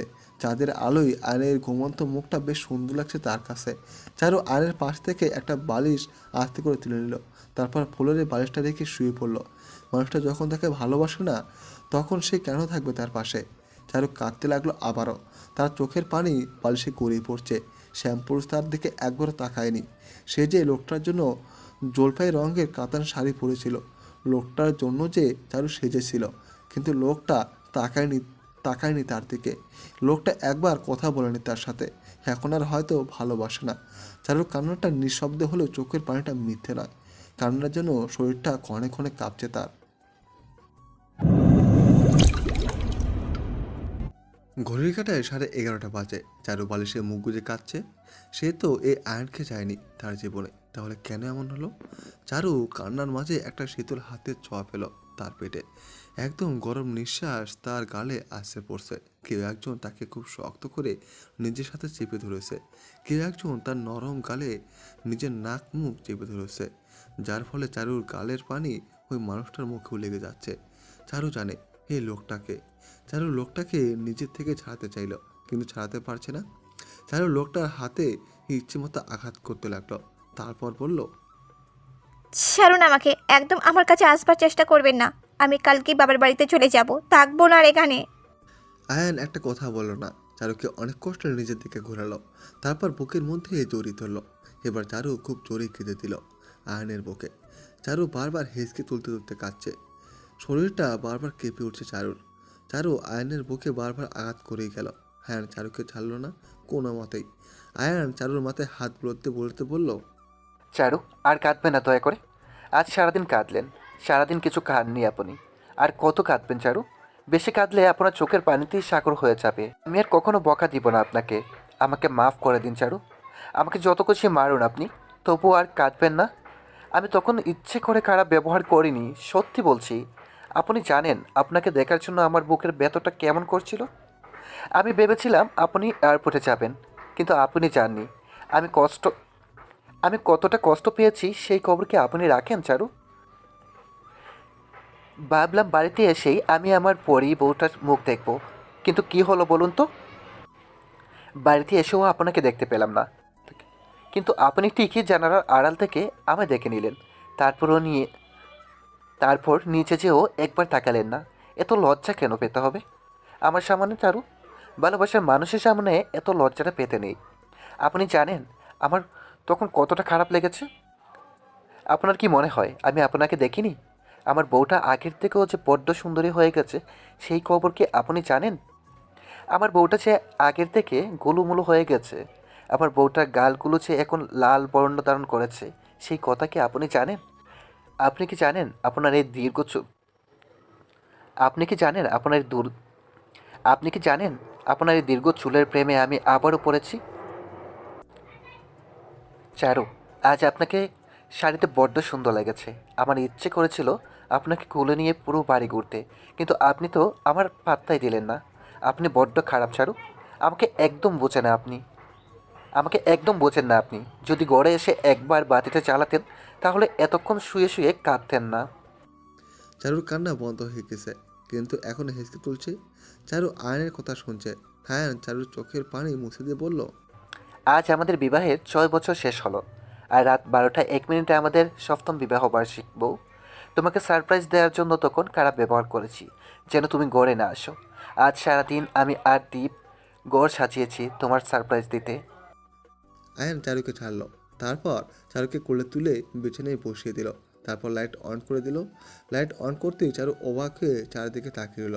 কত সুন্দর করে ঘর সাজানো। এসব কি সত্যি সত্যি আয়ান তার জন্যই করেছে? আয়ান চারুর চুলগুলো হাত দিয়ে ঠিক করতে করতে বলল, আমার সত্যি ভুল হয়ে গেছে চারু, আর কখনো এমন হবে না। চারু আয়নের দিকে আর চোখে তাকালো, কিন্তু কোনো কথা বলল না। চারু এখন আবার কেঁদে দিল। তারপর কাঁদতে কাঁদতে বলল, আপনি একদম আমাকে ছোবেন না। আপনি সব সময় আমার সাথে এমন করেন কেন? আপনি 5.5 বছর আগে আমায় ছেড়ে চলে গেছেন, আর এখন এসে ঢং করছেন। কাল সকালেই চলে যাব। চারু কথাটা বলেই চলে যেতে নিল, কিন্তু যেতে পারল না। তার আগেই আয়ান চারুকে ধরে ফেলল। কোথায় যাবে বউ? যেতে দেবো বলে তো আর আসিনি আমি। এত রাগ করতে নেই বউচান, রাগ কমাও এখন। আমি কিন্তু এখন আর আগের আয়ান নেই, অনেক বদলে গেছি আমি। আমাকে দেখেই হয়তো বুঝতে পেরেছ কত সুন্দর হয়ে গেছে আমি, দেখেছো? আমি জানি আমার চেহারা দেখেই তুমি হিংসে করছো। এই দেখো কত সুন্দর দাড়ি হয়েছে। এখন আর দাড়ি নিয়ে কিছু বলতে পারবে না। সবই কিন্তু ওই বিদেশি রক্তজবার মতো দেখতে মেমদের কাজ। আয়ান চারুকে রাগাতে কথাগুলো বলল। চারু অবাক চোখে আয়নের দিকে তাকিয়ে বলল, মানে বিদেশি ভ্যামরা কি করেছে? চারু আয়নের দিকে রাগি চোখে তাকালো। তারপর বলল, বিদেশি মেমদের চুমু খেলেই তো দাড়ি হয়েছে, বউ তো আর দেয় নাই তাই। কি ওই দেশে গিয়ে এই কাজ করছেন? আজ আপনার একদিন কি আমার একদিন? চারু আয়নের ছোট ছোট দাড়ি চিরতে না পেরে সেখানে একের পর এক খামচিতে লাগলো। এই শোনো না, প্রতিদিন ভালোবাসার নতুন নতুন গল্প পেতে ও শুনতে চাইলে আমাদের আলোর ডায়েরি চ্যানেলটি সাবস্ক্রাইব করে পাশে থাকা বেল আইকনটি বাজিয়ে দিও, কেমন? বারান্দায় শীতল পাটির উপর চারু আর আয়ান বসে আছে। আয়ান চারুর কোলে মাথা দিয়ে শুয়ে আছে। দুজনের মুখে কোনো কথা নেই। একজন আরেকজনের দিকে তাকিয়ে আছে। কিছুক্ষণ আগে আয়ান চারুকে খাইয়ে দিয়েছে নিজের হাতে। চারুর ডান হাতটা আয়ানের পুরো মুখে বিচরণ করেছে। কতদিন এই মুখটাকে সে দেখেনি। চারু আয়নের কপালে চুমু দিল। আয়ন উঠে বসলো। তারপর চারুর পুরো মুখ নিজের ওষ্ঠ ছোঁয়ালো। চারুর কানের কাছে ফিসফিসিয়ে বলল, এত সুন্দর হওয়ার জন্য কঠিন শাস্তি অপেক্ষা করেছে আপনার জন্য ডাক্তার রানী। আমার জীবনের কালবৈশাখী জ্বরের মতো আসার জন্য আপনাকে শাস্তি পেতে হবে। আপনাকে আমার সাথে বিদ্যা হতে হবে। বুড়ো বয়সে আমার হাতের মুঠো শক্ত করে নিজের হাত রাখতে হবে। অমৃত আমার সাথে থাকতে হবে। এমন ছোট ছোট স্পর্শে কিছু ভালোবাসার প্রকাশক। অভিমানী যখন প্রিয় শিকাতর, তখন শ্যামপুরুষের আগমন হোক। 1000 বছর বেঁচে থাকুক শ্যামপুরুষ তার প্রিয় নামক সত্তার জন্য। 8 বছর পার হয়ে গেছে। চারু আর আয়ানের একটা ছেলে হয়েছে, তার নাম আবেশ। আবেশের বয়স 7 বছর। চারু আবারও প্রেগনেন্ট। চারুর 8 মাস চলছে। দীপ বিয়ে করেছে, তার 1.5 বছর আগে ছেলে হয়েছে। দীপের ছেলের নাম মিহান রেখেছে, ভালোবেসে নাম রেখেছে দিহান। দীপের আর নিজের নামের সাথে মিলিয়ে নাম রেখেছে সে। মিহান বিয়ে করেনি, কিন্তু সে কেন বিয়ে করেনি এটা কেউ জানে না। অপরদিকে আয়নের বন্ধু জামিলও বিয়ে করেছে, তার মেয়ের বয়স এই 4 বছর। আবেশের সাথে তার বেশ ভাব। আয়ান আর জামিল ঠিক করেছে ওদের বিয়ে দেবে। চারুর দাদা দাদি মারা গেছে 3 বছর আগে। চারুর দাদি হঠাৎ করে অসুস্থ হয়ে মারা যায়। স্ত্রীর মৃত্যু সহ্য করতে পারেনি চারুর দাদা। স্ত্রী মারা যাওয়ার 1 মাস পরে উনিও মারা যায়। আয়ানের মায়ের শরীরটা দিন দিন খারাপ হচ্ছে, উনি আস্তে আস্তে দুর্বল হয়ে যাচ্ছেন। উল্টোপাল্টা কথা বলে আজকাল, একা একা কথা বলে মাঝে মাঝে। ওনাকে ডাক্তারের কাছেও নেওয়া হয়েছে, কিন্তু ডাক্তার কোনো কারণ খুঁজে পায়নি। আয়ান তার বাবার জুয়েলারি ব্যবসা সামলাচ্ছে, যাতে বেশ লাভ হচ্ছে তার। অপরদিকে চারুও ডাক্তারের পেশে বেশ এগিয়ে গেছে, চারদিকে তার সুনাম বেশ ছড়িয়ে গেছে। অন্যদিকে ঢাকাতে মাদকের প্রবণতা বেশ বেড়ে গেছে। কোথা থেকে এত মাদক আসছে তা কেউ জানে না। ছোট বড় অনেক ছেলে মেয়ে মাদকে আসক্ত হয়ে যাচ্ছে। শহর থেকে মেয়েরা গায়েব হয়ে যাচ্ছে, মেয়েদের আর খুঁজে পাওয়া যায় না। পুলিশের কাছে যেও লাভ হয় না। দেখতে দেখতে 1.5 মাস পার হয়ে গেছে। আজ চারুর সকালেই প্রসব বেদনা শুরু হয়। আয়ন দেরি না করে চারুকে হাসপাতালে নিয়ে যায়। প্রথম ছেলে আবেশ হওয়ায় সময় চারুর অবস্থা ভালো ছিল না। চারুর প্রচুর রক্তক্ষরণ হয়। ডাক্তার যখন বলেছিল চারুর অবস্থা ভালো না, আয়ন পাগলের মতো হয়ে গিয়েছিল। আয়নের সেই কি কান্না ওই দিন। দ্বিতীয় বাচ্চাটা আয়ন নিতে চায়নি, চারু জোর করে নিয়েছে। এর জন্য আয়ান কম রাগ করেনি তার সাথে। আজকেও আয়ানের ভয়ে পুরো শরীর কাঁপছে। চারুর কিছু হলে সে বাঁচবে না কোনো মতেই। কিছুক্ষণ পর ডাক্তার ওটি থেকে বের হয়ে আসলো। তারপর হাসি মুখে বলল, মেয়ে হয়েছে আপনার মিস্টার চৌধুরী। আয়ান নিজে চোখ মুছে বলল, আমার স্ত্রী কেমন আছে ডাক্তার? ম্যাডাম একদম ভালো আছেন, আপনারা একটু পরে দেখা করতে পারেন। ডাক্তার চলে গেল। 1 ঘন্টা পর আয়ান গেল চারুর কাছে। চোখ বন্ধ করে সে শুয়ে আছে। আয়ান চারুর কপালে চুমু দিল, যার কারণে চারুর ঘুম ভেঙে গেল। চারু আয়ানকে দেখে মুচকে হাসলো। চারু কিছু বলবে তার আগেই চারুর কপালে সাথে সাথে নিজের কপাল ঠেকে আয়ান বলল, আপনাকে অনেক ধন্যবাদ চারু, আমার জীবনে আপনিময় হয়ে আসার জন্য। আপনাকে ধন্যবাদ এই জীবনটাকে সাজিয়ে দেওয়ার জন্য। আপনাকে ধন্যবাদ আমার আমিতে বসবাস করার জন্য। আপনাকে ধন্যবাদ আমার পূর্ণ করার জন্য। আজ 6 দিন চারুকে বাড়িতে নিয়ে আসা হয়েছে। পুরো বাড়িতে খুশির রোল পড়েছে। আজ 6 দিন চারুকে বাড়িতে নিয়ে আসা হয়েছে। পুরো বাড়িতে খুশির রোল পড়েছে। আয়ান মেয়ের নাম রেখেছে প্রীতিলতা। মেয়ে গোল গোল চোখে আয়নের দিকে তাকিয়ে থাকে। আয়ন মেয়েকে কোলে নিয়ে হাজার কথা বলে। ছোট মেয়েটা বাবার কথায় কিছু বলে না, শুধু তাকিয়ে থাকে। কথা বলবে কিভাবে, সে তো এখনো অনেক ছোট। তবে নিজের ছোট হাত দিয়ে বাবার গাল ছুঁয়ে দেয় সে। বাবার আদুরে কথায় ঠোঁট বাঁকিয়ে মুচকি হাসে। প্রীতির কাছে কাউকে আসতে দেয় না আবেশ। চারু বলেছে প্রীতির কাঁচা নাড়ে হাত না দিতে, বোন নাড়ে ব্যথা পেলে মরে যাবে। তাই আবেশ কাউকে আসতে দেয় না। যদি বোন মরে যায়। সময় পেরিয়ে যাচ্ছে। ছোট ছোট প্রীতিলতার এখন 3 বছর। বেশ পাকা কথা বলে সে। বাবার একমাত্র রাজকন্যা সে। বাবাকে ছাড়া তার দিন কাটতেই চায় না। আর আয়ানও মেয়ে বলতেই পাগল। মেয়ে একদিকে আর দুনিয়া অন্যদিকে। কিছুদিন আগে দুষ্টুমি করার জন্য চারু প্রীতিকে বকেছিল। তার জন্য আয়ান চারুকে বকা দিয়েছে। তার মেয়েকে কিছু বলা যাবে না, তার সব কিছুতেই তো এই মেয়ে। এর জন্য আবেশ প্রীতিকে একদম দেখতে পারে না। তার ধারণা মতে বাবা তাকে একদম ভালোবাসে না। এর জন্য প্রায় সময় এসে মায়ের কাছে বিচার দেয়। দেখতে দেখতে 4 বছর পার হয়ে গেছে। প্রীতির এখন 7 বছর। স্কুলে পড়ে এখন সে। অন্যদিকে আয়ানের বন্ধু জামিলের মেয়ের সাথে আবেশের বিয়ে ঠিক হয়েছে। তারা এই বন্ধুত্ব কখনো শেষ করতে চায় না। কিন্তু যখনই জামিলের মেয়ে প্রীতিদের বাড়িতে আসে, তখনই প্রীতি তাকে দুষ্ট ছেলের বউ বলে হাসে। এর জন্য আবেশ প্রীতির কানও মলে দিয়েছে বেশ কয়েকবার। ছোট প্রীতিলতা সবার নয়নের মণি। অন্যদিকে চারুর আবারও বাচ্চা হবে, তার 4 মাস চলছে।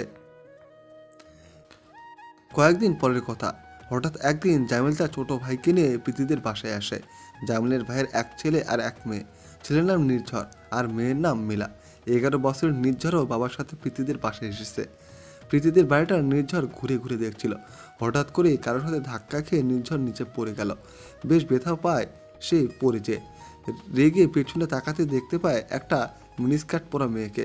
বেশ ঢং করে কোমরে হাত দিয়ে দাঁড়িয়ে আছে। পেছনে তার বোন মিলা দাঁড়ানো। মিলার চোখে পানি। নির্ঝর রেগে গিয়ে মিনিস্কার্ট পরা মেয়েটাকে বলল, এই মেয়ে, আমি ধাক্কা দিলি কেন? এই একদম তুই বলবে না, আমার বাবা জানলে একদম মেরে দেব। একে তো ধাক্কা মেরেছিস, আবার আমাকেই ভয় দেখাস। সরি বল তাড়াতাড়ি। এই প্রীতিলতা কাউকে সরি বলে না, তোমার মতো একটা পচা লোককে তো আরই বলবো না। ও, তাহলে তুমি সেই পাজি প্রীতিলতা যার কথা আপু আমায় বলেছিল? এই মিলা, তোর পেছনে কেন দৌড়াচ্ছিলি? ভাইয়া, এই মেয়েটা আমার চকলেট কেলে নিয়েতে। যা বাবা, এতদিন জানতাম এই মেয়ে একটা বদের হাড্ডি, এখন তো দেখছি চুন্নি। এই পচা লোক, একদম বাজে কথা বলবে না। সেটা বললে তো হবে না মামুনি, আজ তোমার একদিন কি আমাদের একদিন।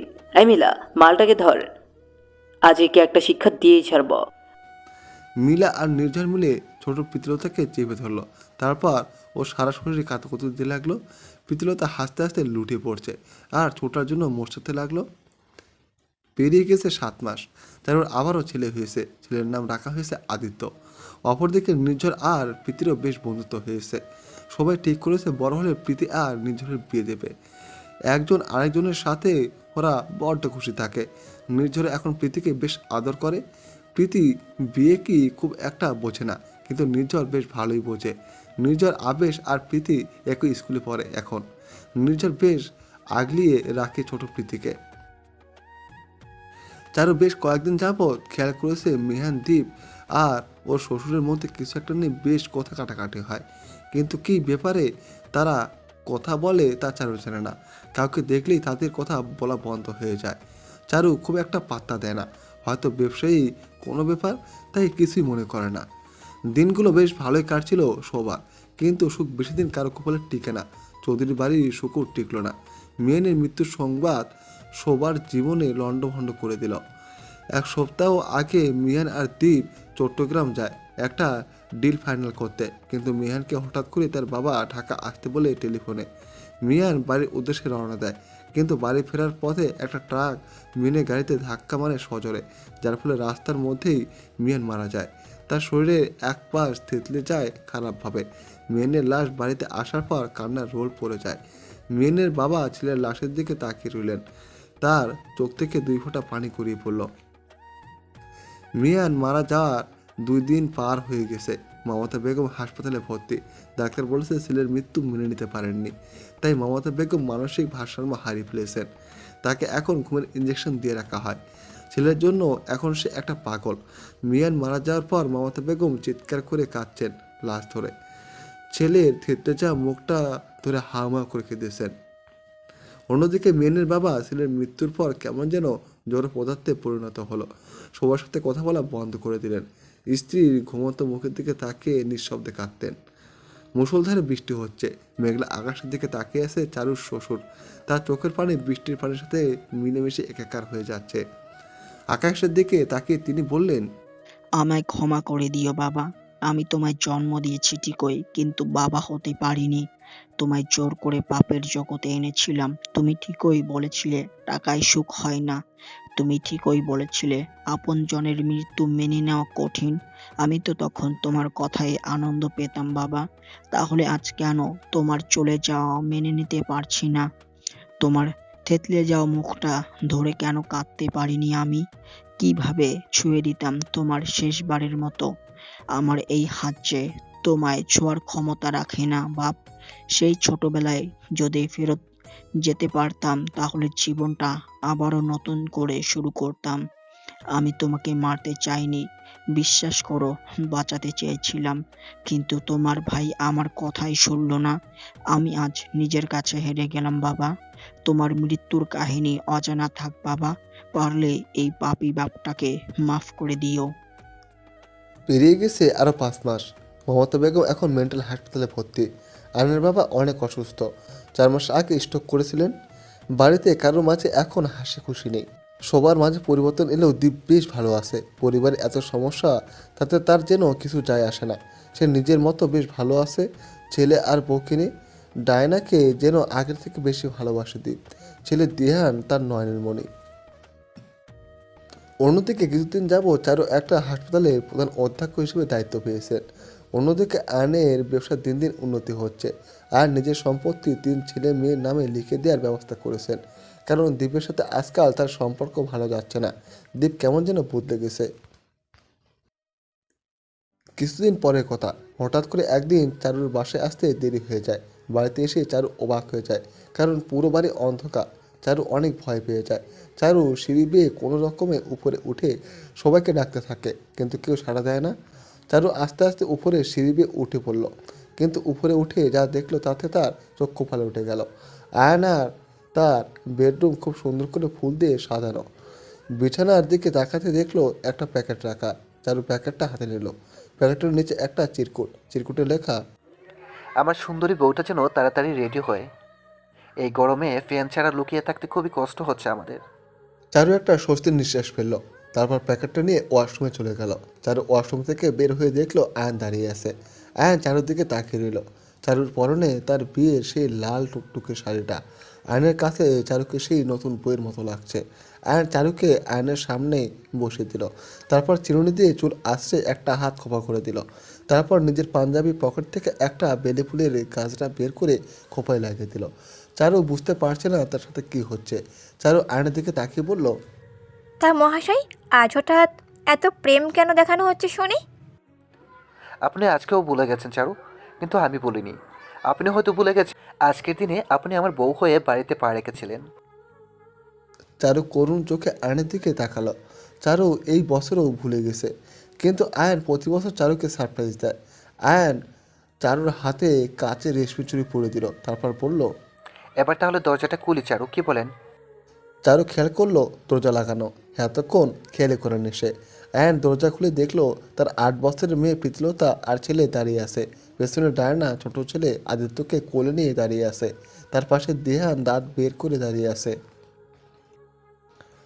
সবাই মিলে আয়না আর চারুর 23তম বিবাহ বার্ষিকী পালন করছে। আজ কতদিন ছেলে মেয়েগুলো মজা করেনি, কিন্তু আজ তারা বেশ মজা করেছে। রাত 2টা বাজে। আয়না চারু বাড়ির পাশে থাকা দিঘির ঘাটে বসে আছে। দুজনের দৃষ্টি চাঁদের দিকে। চারু আয়নের বুকে মাথা দিয়ে বসে আছে, আর আয়ন তার চারুলতাকে জড়িয়ে ধরে বসে আছে। নীরবতা ভেঙে চারু বলল, আপনার পাশে আমার একদম মানায় না এখন আয়ান। আপনাকে দেখুন, এখনও কত সুন্দর লাগে, আর আমাকে দেখুন কেমন হয়ে গেছি। তবুও কেন আমাকে ভালোবাসেন আপনি? আয়ন চারুর দিকে চোখ পাকিয়ে দেখালো। তারপর বলল, আর কখনো যদি আমার বউয়ের ব্যাপারে উল্টাপাল্টা কিছু বলছেন চারু, সেই দিন আমার থেকে খারাপ আর কেউ হবে না। আমার ভালোবাসাকে দয়া করে অপমান করবেন না। যদি নারী দেহের প্রতি লোভ থাকতো, তাহলে অনেক মেয়ে ব্যবহার করতে পারতাম। অনেক মেয়ের মাঝে যারা শারীরিক সুখ খুঁজে পায়, তারা আর যাই হোক মনের সুখ খুঁজে পায় না। এই দুনিয়ার মানসিকভাবে সুখী হওয়া খুবই কঠিন চারু। এই যে আপনি রোজ রাতে আমার জন্য অপেক্ষা করেন, এই যে আপনি রোজ রাতে আমাকে নিজের হাতে খাইয়ে দেন, এই যে আপনি রোজ রাতে আমার মাথায় হাত বুলিয়ে দেন, এটাই তো আমার কাছে অনেক। আপনার এই ভালোবাসার মূল্য কিভাবে আমি দেব বলো তো? আয়ন কিছুক্ষণ থেমে বলল, জানেন চারু, আজকাল মনে হয় আপনাকে হয়তো আর ভালোবাসতে পারবো না। আজকাল আপনার কাছে খুব থাকতে ইচ্ছে করে, মনে হয় সময় হয়তো আর নেই। আয়নের দিকে চারু চল চল চোখে তাকিয়ে রইল। হঠাৎ করেই জোরে কেঁদে দিল, আর আয়নের বুকে কিল মারতে লাগলো। আয়ন তার চারুকে শক্ত করে জড়িয়ে ধরলো। তারপর বলল, কাঁদছেন কেন চারু? একদিন না একদিন তো যেতেই হবে। বয়স তো 42 হয়ে গেছে। কখন যে অপারের ডাক চলে আসে তা তো বলা যায় না। তবে আমার একটাই চাওয়া, আপনার আগে যেন আমি চলে যাই। চারু কেঁদে যাচ্ছে। আয়নও নিজের চোখের পানি মুছে নিল। তারপর নিজের পকেট থেকে একটা বক্স বের করে বলল, এভাবে কাঁদলে আপনাকে আমি উপহারটা কিভাবে দেব বলুন তো? আয়ন চারুর চোখ মুছে দিল। তারপর বক্স থেকে একটা চেইন বের করে চারুকে পরে দিল। তারপর চারু কপালে চুমু খেয়ে বলল, আমার লাল টুকটুকে বউ, আমার পরি বউ। আয়ন আর চারু একে অপরকে জড়িয়ে ধরল। তাদের ভালোবাসার যেন শেষ নেই। যে ভালোবাসার সময়ের সাথে শেষ হয়ে যায় তা কখনোই ভালোবাসা হয় না। যে ভালোবাসার সময়ের সাথে গাঢ় হয় তাই সত্যিকারের ভালোবাসা। যে ভালোবাসা ছেড়ে যাওয়া যায় না। চৌধুরী বাড়ি আস্তে আস্তে স্বাভাবিক হচ্ছে, আবারও সবাই হাসি খুশিতে মেতে উঠেছে। এক সপ্তাহ পার হয়ে গেছে, চারুর শরীরে জ্বর 3 দিন ধরে, আর শরীরটা অনেকটাই ভালো তার। আয়নের অফিসেও কাজ কম, তাই সেও আজ অফিসে যায়নি। প্রীতি আজ স্কুলে যায়নি, তার নাকি পেট ব্যথা। আয়ান জানে এসব প্রীতির চালাকি, সে একদম স্কুলে যেতে চায় না, বড্ড ফাঁকি বাজছে। আবে সকালে স্কুলে গেছে, ডাইনা তার ছেলেকে নিয়ে বাবার বাড়িতে গেছে, দীপ তাকে কিছুদিন ঘুরে আসতে বলেছে। আয়ান আর প্রীতি লুকোচুরি খেলছে, চারু ছোট ছেলে আদিত্যকে ঘুম পাড়িয়ে দিচ্ছে। আয়ান চোর হয়েছে, তাই সে প্রীতিকে খুঁজছে ঘরের মধ্যে। আয়ান খুব ভালো করে জানে প্রীতি আলমারির ভেতরে, তবুও সে ঢং করে প্রীতিকে খুঁজছে। হঠাৎ করেই কলিং বেলের আওয়াজ আসে। আয়ান নিচতলায় চলে যায় দরজা খুলতে। অনেক সময় পার হয়ে যায়, কিন্তু আয়ান আসে না। চারু আদিত্যকে রেখে বাইরে যায়। কিছুক্ষণ পর চারু দৌড়ে প্রীতির কাছে আসে, তারপর আলমারির দরজা খুলে বলে, আর যাই হয়ে যাক, তুই এখান থেকে বের হবি না মা। আমি মরে গেলেও না, নিজের খেয়াল রাখিস মা। আমরা না থাকলে পালিয়ে যাস তুই। ছোট প্রীতি মায়ের কথার মানে বোঝেনি, শুধু ফ্যালফ্যাল করে তাকিয়েছিল। তারপর চারু আলমারির দরজা আলগা করে লাগিয়ে চলে গেল। তারপর তার পরিবারের সাথে যা হয় সেটা ভাবতেই প্রীতির চোখ থেকে এক ফোঁটা পানি গড়িয়ে পড়ে। বর্তমানে প্রীতি নিজের ডায়েরিটা বন্ধ করলো। ডায়েরির পরবর্তী পৃষ্ঠা ফাঁকা। প্রীতি নিজের চোখের পানি মুছে নিল। আকাশের দিকে তাকালো প্রীতি। সকাল হয়ে গেছে, এখনো যে 5 জনকে খুন করা বাকি তার। তারপর আর তার পিছু টান নেই, নির্ঝর ছাড়া। সব পিছু টান থেকে মুক্ত হয়ে তারপর সেও না হয় চলে যাবে নিজের মা বাবার ঘুম ভাঙাতে। হ্যালো আমার প্রিয় পাঠক পাঠিকারা, এবার সিজন 2 শেষ করে দিলাম। আপনারা চাইলে আগামীকাল থেকে সিজন 3 নিয়ে আসবো, আর যেখানে থাকবে প্রচণ্ড রকমের নিষ্ঠুরতা আর কষ্টের পাঠ। আপনাদের মূল্যবান মতামত জানাবেন, দয়া করে নেক্সট পার্ট বলবেন না। তাহলে বিদায় নিচ্ছি এখন, দেখা হচ্ছে অবশ্যই সিজন 3-তে। ধন্যবাদ সবাইকে।